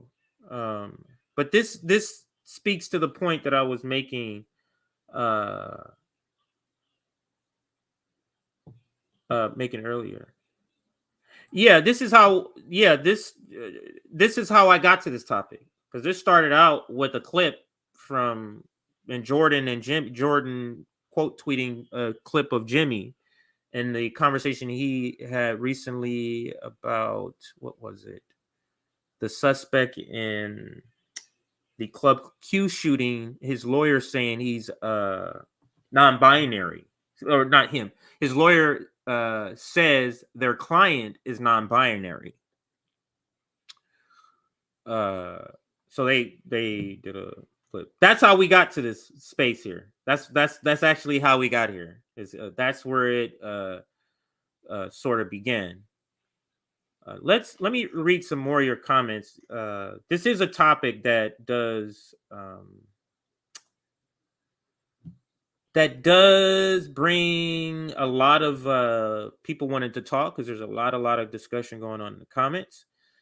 This is Dearborn, Michigan, a highly Muslim community.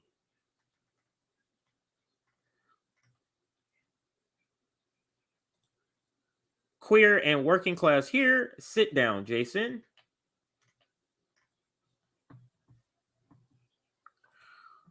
Just a conservative who thinks only conservatives are working class.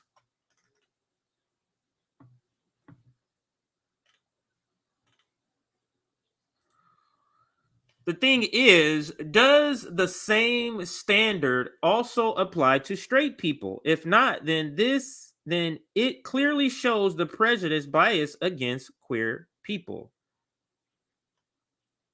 Like, does the same standard, if a book mentions heterosexuals doing some sort of something in a book, is that taking away? Is what I take from that comment there.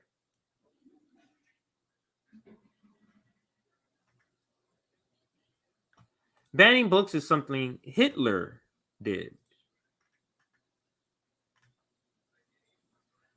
They turning books gay. I'm assuming that was a joke. Feels like that was a joke.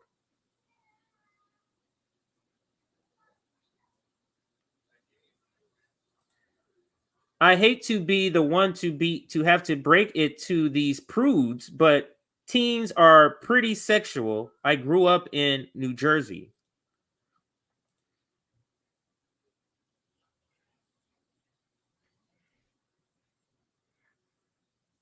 Sexual content of any kind, but this is the question again. I see you back, sir. This is the question again. When we say sexual content, I guarantee there's two groups of people. Sexual content, meaning the act of intercourse or the acts that lead up to intercourse. How many people view sexual content as simply saying I'm transgender? There's people that do that, but I'm just posing the question. There's people that do believe that. So let's continue with this video so we can end, bring this to a close. The pushback against the LGBTQ books has made unlikely bedfellows out of Muslims and some political conservatives. GOP candidates Christina Caramo and Matt DePerno and Republican lawmaker Jim Runstad and Matt Maddock were front and center at Thursday's meeting. Our community, like many others across the country, is being intentionally divided by political players whose agenda revolves around anti-public school teachers, not what is best for students. This issue comes up in Dearborn, but it's the same issue we're seeing in Grand Rapids. We're seeing it in Kalamazoo. We're seeing it in Northern Michigan. We're seeing it everywhere where school boards think that they can ignore the rights of the parents in terms of how their children are educated. Now, guys, the books in question are off the shelves as the district reviews them. It is also I don't need to go back to him. Let's Almost done here. I wanted to show the fight, so the debate, not fight, but the heated debate they were having. The parents protesting LGBT books in school. Okay, so now let's go to this one. This is, I'm sure some of you may have. Let's wait for it to come up. Is it gonna come up? Is it gonna come up? Let's go. This is a physical manifestation of love. This is glorious. So let me read. This is Middle Ground. It's like a show or something that brings on people from opposing sides and have them talk. So this one is called Can LGBTQ plus and Christians See Eye to Eye? So we're going to watch a little bit of this. It's interesting. Glorious and beautiful, and any God which denies me for this, I don't want to have a part of.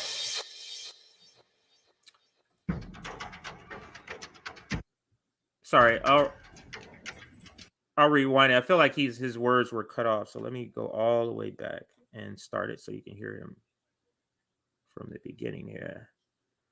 All right. This is a physical manifestation of love. This is glorious and beautiful, and any God which denies me for this, I don't want to have a part of.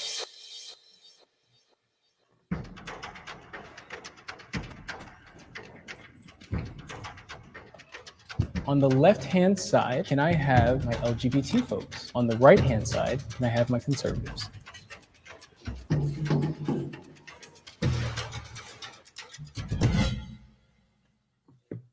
There are times when I feel uncomfortable expressing my views around sexuality.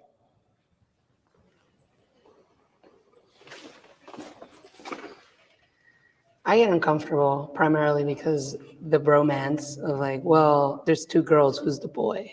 And then it really just breaks the ice as it's like, there isn't supposed to be a boy.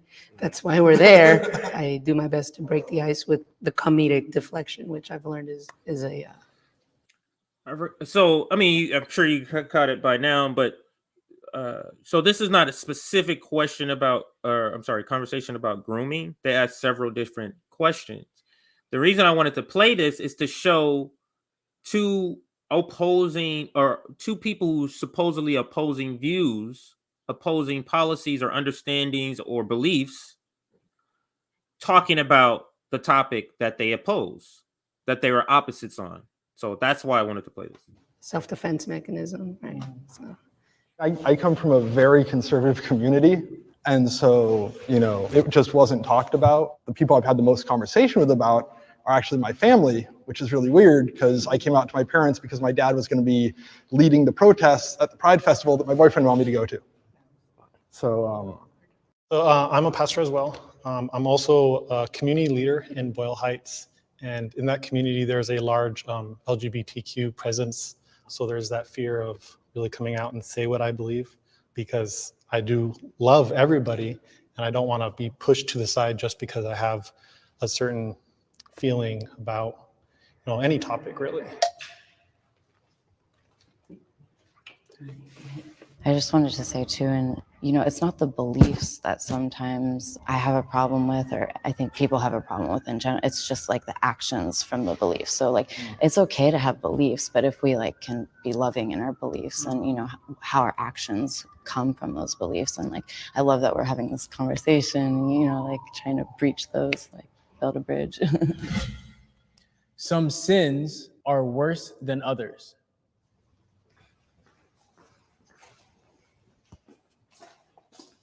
In the eyes of, of the God I worship, I believe that any sin separates us from him because he's holy and pure. But at the same time, I think there are certain sins that will have greater consequences. Yeah, I resonate with that. For me, it would be, killing another human is the worst. That's it. Also, it Venn diagrams into abortion. Taking the life of another is huge, Can I ask you two this? Do you all see homosexuality as a sin? Yes. And if so, where on that scale? I don't think a homosexual tendency or an attraction to somebody of the same gender is a sin. I think that's a natural feeling. I think when you start engaging in a lifestyle and you act upon that tendency, then because it goes against what I believe God designed, then I think that's clearly a sin. I just don't believe in sin because I feel that sometimes being punitive about things can like make you repress things. And like instinctually I was like, but not acting on them would be a sin. Like that's how it feels for me, like being dishonest to myself, that feels wrong. At some point in my life, I was taught that sex is wrong. I guess like within the context, sex is bad outside the context of marriage. And so I guess that's how I identified with the question. I had a very strong religious upbringing, and I ended up doing a lot of self-harm, and I ended up doing a lot of things just to try and cope with these urges that when I finally gave into them, I went, this is a physical manifestation of love. This is glorious and beautiful, and any God which denies me for this, I don't want to have a part of. Because whatever this is I know for a fact to be a truth because it is the nature of love. Yeah, just responding to your story, it makes me sad to hear that that you decided to hurt yourself. Me too. Yeah, I still hold on to what I believe are my beliefs, but at the same time, I wish there was a better way for you to talk to someone and to process and to think through reconciling how you feel with like what you may have been taught or have read through scripture. Yeah, I mean, and that's the thing is I think there's a lot of cultural baggage, I think, around Christianity that isn't necessarily inherently part of any biblical Christianity. Even though I grew up in a Christian family, I don't recall ever being told that sex was wrong or it was a bad thing. I think I grew up with the understanding that sex is a beautiful thing. It was given to us as a gift to enjoy. There's a place where it's been designed for, a place where we can enjoy it, and there's a place where it's detestable in the sight of the Creator, the one who gave it to us. I just don't like the idea that anything's really detestable. You know what I mean? So I just don't. But wouldn't you say that even sex for you within certain contexts is detestable? Right? Like if it's non-consensual, like that's pretty detestable. Yeah, right? Agreed. So even in that the things context, that I consent to are, I think, not like that. I have sometimes no control over if it's non-consensual. People should honor the pronouns others wish to be called. Hesitation's enough. I'm awful. So this will be the last question, and this was the question I wanted to lead up to. So let's play it again. It's, do you think people should respect the pronouns that people want to be called? So let's listen to this here. Oops, did I go too far back? Yeah, right about here. Called. Oops, sorry, not far enough. So right here. I think not like that. I have sometimes no control over if it's non-consensual. People should honor the pronouns others wish to be called. Hesitation's enough. I'm all for this. Like, I identify as they. People don't consider it. And I think that like having these conversations about how people want to identify is like really important in a way that we can move things forward and stuff. Yeah, if you're gonna like, hey, if you don't use whatever, you're gonna get fined or whatever, like that's, I'm not a big fan of that. Those are conversations between us though, but right? like, yeah. But otherwise it's just being respectful. Oh, the pronoun police. So for me, I never correct people because many times people do confuse me as sir. I don't, it doesn't faze me. However, I'm born in a female body. I'm a she. There are times where my girlfriends have said, oh, my boyfriend is and that, just because of their comfort zone. They don't want to have to deal with the whole like social stigma. So you're comfortable with them presenting you as a male? It when- doesn't faze me. Really? It doesn't faze me at all because my identity and my expressions are masculine, and I've come to the terms and the realization that I don't need to chop up my. I just have to say, this comment all around the world in every communist state, it is not okay. I don't even know what the conversation is about, but this doesn't make sense because there is no communist state, and communist and state, that's an oxymoron because communism is classless, moneyless, and stateless. So this doesn't make sense. And there has never been a communist state in existence. Besides, unless you're talking about prehistoric communism. So I don't even have to even know what the conversation is about. My body into different pieces to fit in the social little box that is man. If you want to address me, you can address me as he or she or them or girl Becky with the good hair or Beck. Yeah. It doesn't, as long as the term is respectful, Yeah. I will take it. I mean, I stood back just because it's a complicated topic, because with language is powerful. And so when somebody who I would consider female wants to be called a male, I would want to probably respect that. But I still firmly believe that, they're like God created there to be man and a woman. And I would like to sit down and talk to that person in depth before leaning one way or the other. Yeah. But I think like focusing more on like building a relationship instead of just like grilling someone, why do you feel, you know what I mean? Like just trying What's to wrong with you? Like, why? Yeah, like let me sit down. Just dissect you like so you are the pronoun police.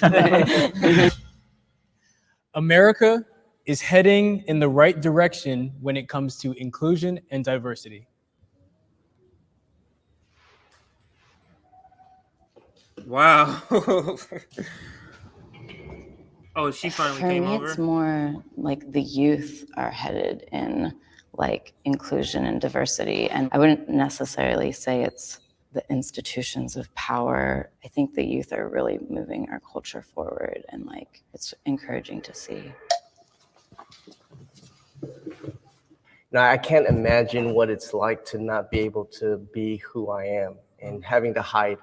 So I think it's good in that sense that people finally are living in a world where I can be who I am and I don't have to be ostracized and I can be included. And the reason why I didn't step in is because, I have certain values that I think are from God. And so that's why I hesitated a little bit on, do I come forward or not? Well, and I have a question because I'm curious where the sanctity of your marriage comes in. Like, if you can only get married to a woman because you and God and that woman have a relationship that is perfect for you, I'm curious how that affects who we can marry. Yeah.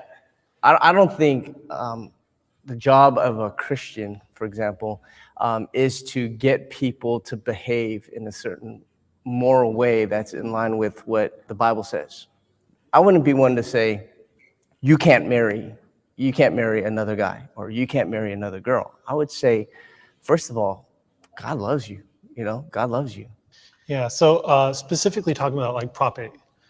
When Prop 8 came out, I don't want to get into the proposition, so I'll stop there because we're coming to the end. We just hit our 2-hour mark, so that means we're coming towards the end of this, but I still have to play Joe Rogan's part. Don't forget that. Joe Rogan actually chimes in on this too. Now, I'm not playing his full episode, but I'm just going to play a snippet. Where is it? Is it? Oh, here it goes. Wait, no.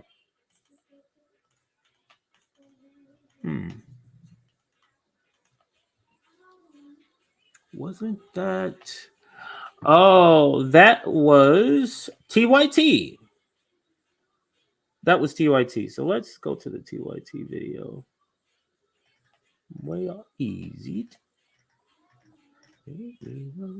My daughter's listening to something in there. It's so many videos I had to skip over. It's too many to cover.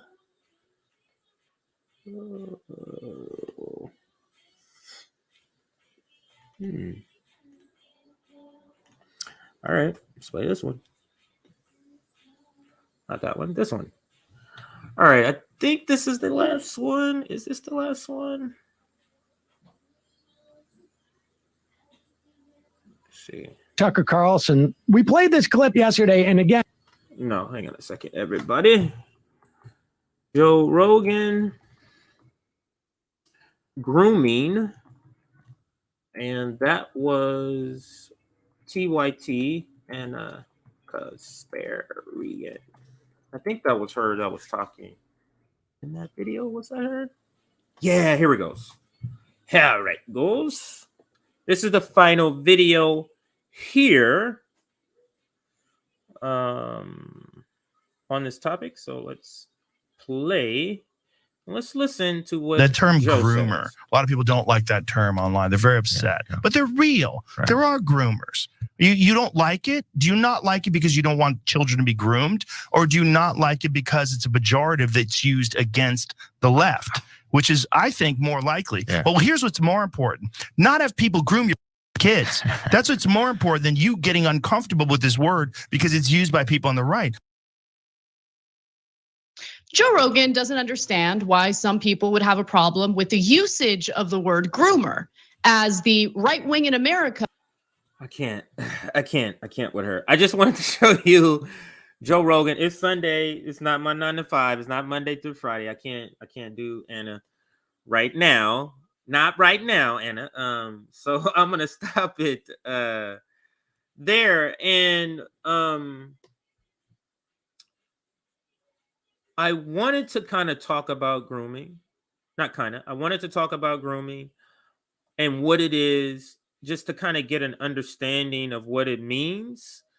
And we understand it to mean there's two different meanings. There's actual grooming, where you are grooming a kid for sexual activity or some sort of sexual encounter, like Priest did. Then there's this Urban Dictionary version of the word grooming, or definition of the word grooming, which just means talking about the existence of LGBTQIA people in front of kids. That is considered grooming, and talking about it in any sort of positive way. I do remember that being the reference. Yeah, I played all the videos. Wow, I got to all the videos. I did not. Okay, so this one here. Yeah, no, you know what? That's gonna be it. I don't want to go to another video, but let's go to Twitter and get your comments on Twitter before we head out here. I think this may be one of the top streams for comments, because there has been a ton of comments. So I'm curious to look at the analytics when I'm done here to see how many in-stream live comments there were. But there was a lot. This is a topic that gets people going. Like I said, I knew we were going to have some conservatives, some opposite, some people who not conservatives, but opponents, I should say. It's a better way of saying it. Gonna do some comments and gonna look at what LGBT grooming. That's what I wanted to look at, grooming, because I want you to see what some online people are saying about grooming. So grooming, let's put LGBTQIA. See what that brings up here. Oh, my video comes up, of course.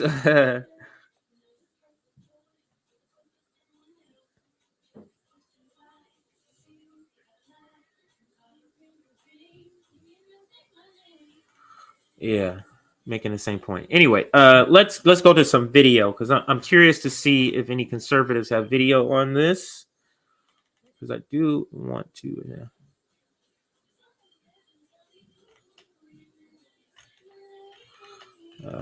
Do we have any serious?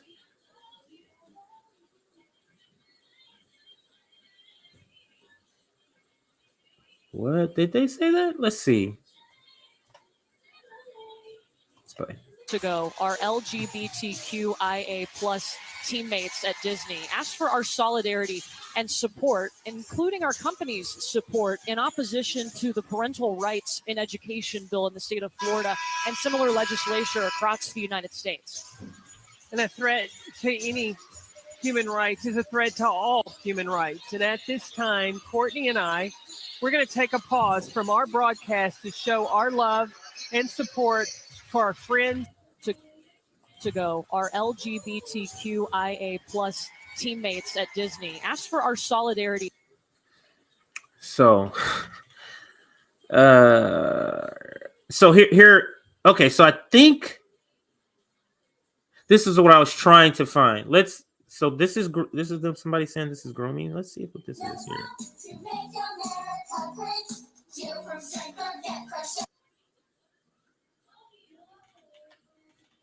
Oh, I get what you're saying. They're making a point. So let's watch this video.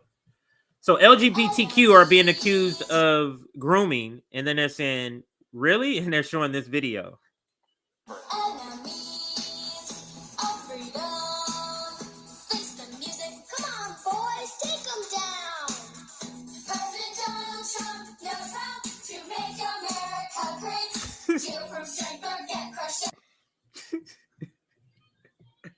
All right, that's a funny video. That's funny. All right, so let's move to the next one. Oh, there was another video. Shoot, no, it's too long. It's too much time.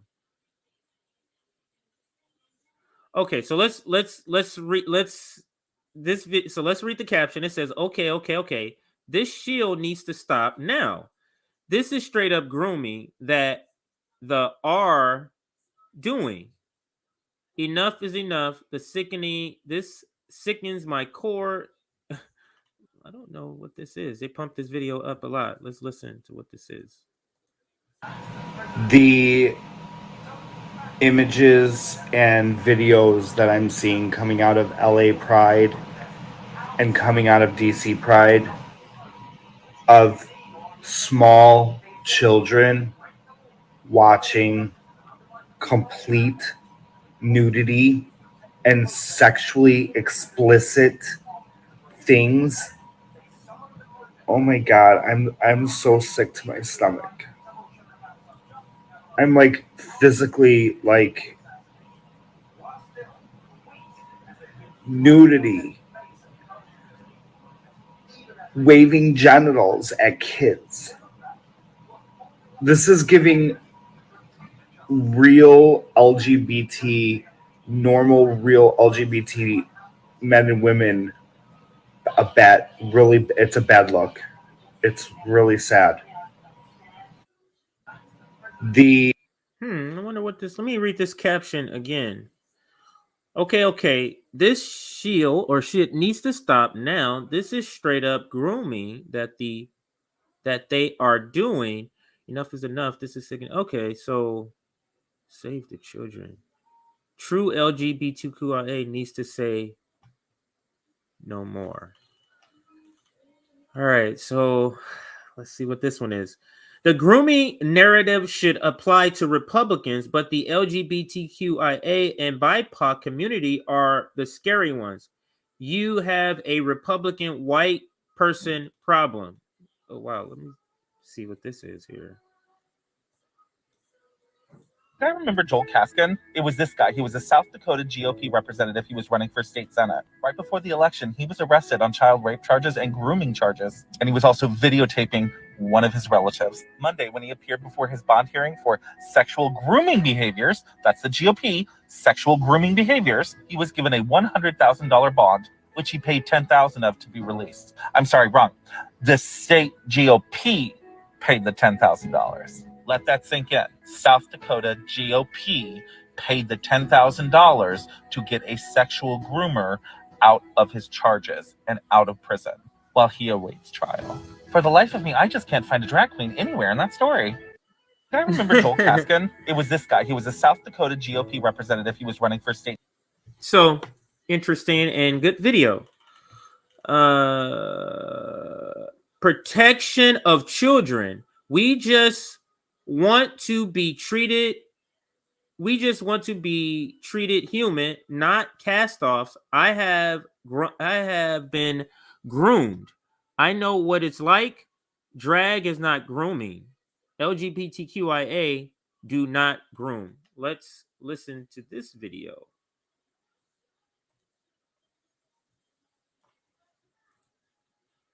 Now, all over the country, we're seeing this backlash against drag performers repeating the threats of us grooming and sexually abusing children. I haven't seen any drag queen convicted or even charged with such crimes. What I have seen in the past few weeks is this. Thomas Blackett, pastor of Holy Trinity Pentecostal Church in Andrews, South Carolina, was taken into custody on 11 warrants that included criminal sexual conduct with 2 different victims. And then there's Kenneth Daniel, a pastor at First Baptist Church of Chalkville, Alabama, who was booked this week and charged with a child sex offense. And here is Christopher Darren Smith, who in 2019 was pastor of Word of Truth Outreach Ministries and was arrested for child molestation. If I had children, who would I trust my children with? These monsters who preach of their God's love, or someone like Miss Majesty Divine, who reads to shelter dogs? Reads to sheltered dogs. All right, so I think we could end there. Kids are not taught to idolize weak men. Man, there's so much nonsense that goes on.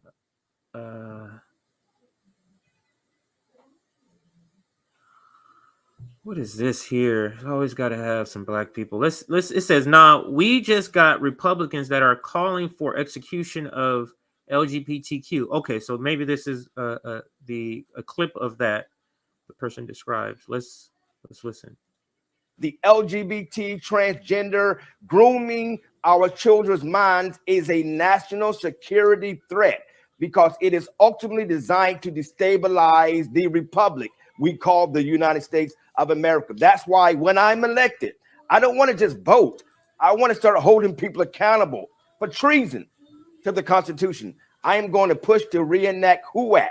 HUAC is the House of Un-American Activities Committee. It was a real committee that was formulated back in the 50s, and it's a committee that we should reenact that starts holding these people accountable for treason. We need to hold people for treason, start having some public hearings, and start executing people who are found guilty for their treasonous acts against the Constitution of the United States of America, just like they did back in 1776. You know what, South? Oh, man. It gets some coons to do anything. All right, everybody, I'm going to be getting out of here. I think that's enough. It's 10 o'clock or approaching. So I'm going to be getting out of here. Thank you for joining me on this Sunday. But what say you? Give me your final comments for what's the day? For Sunday, for this stream. Let's just say that. Give me your final comments for this stream. So I'm going to look at comments that read 6:58 and after. So the timestamp is going to be 6:58 and after. But what are your thoughts on the stream? What are your thoughts on the topic of grooming? What are your thoughts on the understanding of grooming and what opponents call grooming and what LGBTQIA advocates and people say what grooming is? So go ahead, toss those comments in there, and I'm going to toss them up in just a moment. I got to see if I got to retweet a couple of things here. Yeah, my videos here. I'm going to retweet. My wife is spending money. I just got a notification. Yeah. That's good, though. She gets notifications when I spend too. That's what we do. All right. So I retweeted a couple of things, but this is going to be our closeout video so I can get it ready to go as I read. Went to this community meeting. As I read these comments, got our outro video ready to go. Black Panthers and the White Patriots. Yeah, white patriots. But let's read some of your comments. 658 and after. Let's go to the top of 658 here. 658. Lots of 658s. So again, I'm just looking for your final comments on the episode, any part of the episode, class and category don't separate.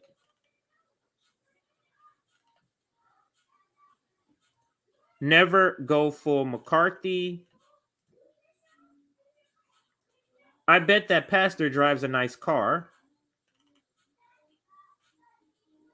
Sin equals mistake. She loves him. Council of Un-American Activities. McCarthy is back, baby.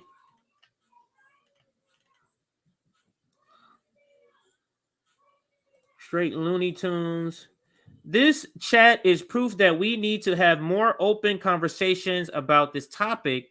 And why do you say that?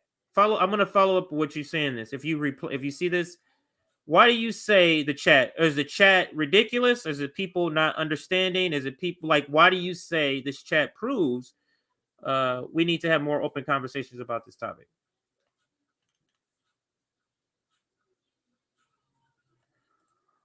I have a button that says they say that queers are revolting, and we are. Joke. That dude is a clown. Poor example.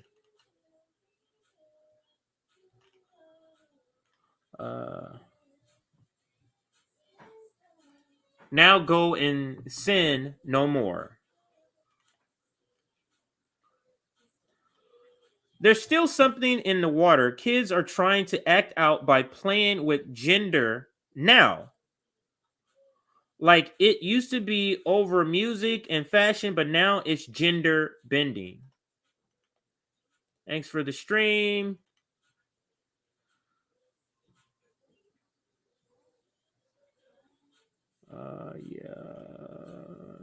Here we go. The politicians ponder to people's fear or pander to people's fear. Sorry about that.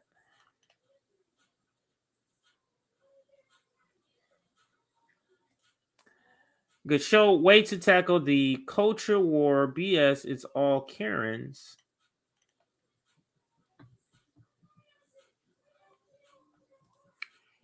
He's saying that it is the LGBTQIA community that is doing the grooming. Yes, I believe that's what the opponents were saying. Queer Liberation Front sounds pretty base.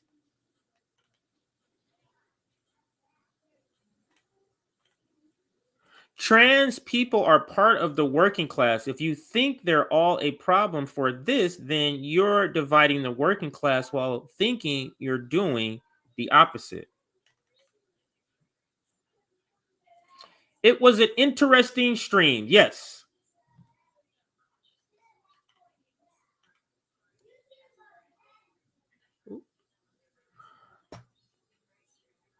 Let's do this here. I think you need to separate the signal from the noise and find the parts that are not hyped and spun.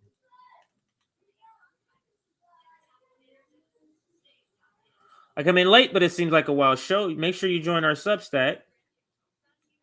Drag shows aren't always sexual in nature. I only got a glimpse of one when I was walking down Hollywood Boulevard years ago. And it seems fun. Somebody at the mic on the stage not screaming, but singing and telling jokes. Bar, people laughing and stuff. That's it was. It has a to me at that with that little glimpse I got was it had a feel like of a comedy show. It has a feel of a comedy show. So many LGBTQIA members caught in sexual assault cases. I don't know about that one, or I don't, either, like, sincerely, not being cynical. What is a sin to you? You're asking somebody else. The ruling class is very adept at weaponizing issues. They are, and that's what they're doing, and using them as wedges to prevent the working class from leveraging their power in unison. And that's what I was addressing earlier. Or that's one of the things I mentioned earlier. Drag's been done since Shakespeare time and before. Yes. Yeah. Grooming is more aligned with pedophilia. Yeah, that's like the textbook definition of grooming, not this new version of grooming that some people use. Dressing up in a costume is not a sexual activity. Think of Halloween. Culture war to keep the people distracted, divided as both parties agree on everything. Hear, hear. That is a base comment. Let's go down. I'm getting a lot of comments through here.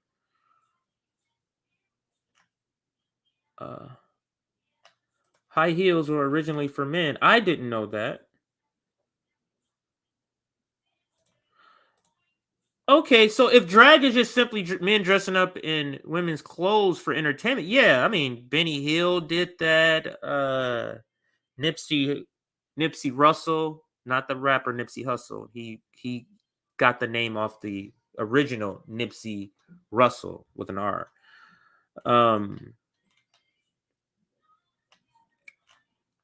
Yeah, because I thought of that because you said Mighty Python. All right, I think let's read this one. LGBTQIA grooming accusations is nothing but divisive scapegoating to weaken the working class. So thank you everybody for all of your comments. Today was one of those days where I did do a lot. Yeah, Flip Wilson. Did I say the wrong name? I may have said the wrong name, but yeah, Flip Wilson is the name. Yeah. Great comments. I'll continue to throw your comments up as we play this outro video. The last time I checked, we were at about 330 or so likes. So on your way out, please like the stream. Be nice to get to like 400. Let me see where we're at, actually. Let's see where we're at. We're at 328. So maybe 350. Let's do 25 more. Let's get to 350. If everybody here likes, you're all brand new, haven't liked yet. If all of you like, more than enough. We can get 25 more likes to 350. Thank you for liking the stream. Share also. If you got here late, if you're watching this on replay, join our Substack here and you will be given or sent notifications. You can watch the video or the clip we send directly. You can watch it directly from your email. So thank you for that. All right, so there we go. We're going to call it a stream from here. I am your host, CJ, and this was a stream on grooming, just getting a better understanding of it and having a conversation and hearing from opponents and proponents. So thank you for watching. This was You Left Shit Out. Went to this community meeting with the Join organization. Panthers are here. Panthers are here.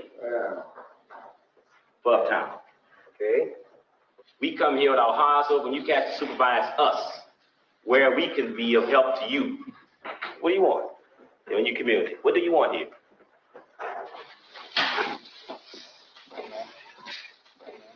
Are you afraid of paying? You want to take berets off, man, or what, man? There were a lot of suspicions about the Black Panthers, that they were gun-carrying terrorists. It was a scenario that I had never been in before. I see some guys with Confederate flag patches. I was a little concerned. The thing we got to deal with is concept of poverty, man. We got to reach the color thing. See, building's not fit for dogs to live in, but humans having to pay $144 a month for the thing. They sell the building, to new ownership. What we need is understanding among the people, coalition between the people to stick together and take them owners and put them over here in the lake somewhere. Right on.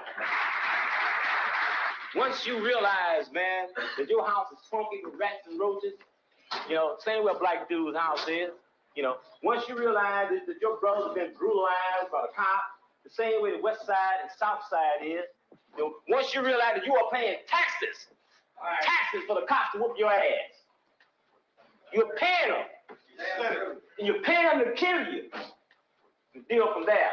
The same things happen on the south Bob side. Lee turned out to be quite an organizer. And he says, yeah, my name is Bobby Lee, but my real name is Robert E. Lee. And we all laughed. We said, you got to be kidding me. Who's here that want to see this thing move?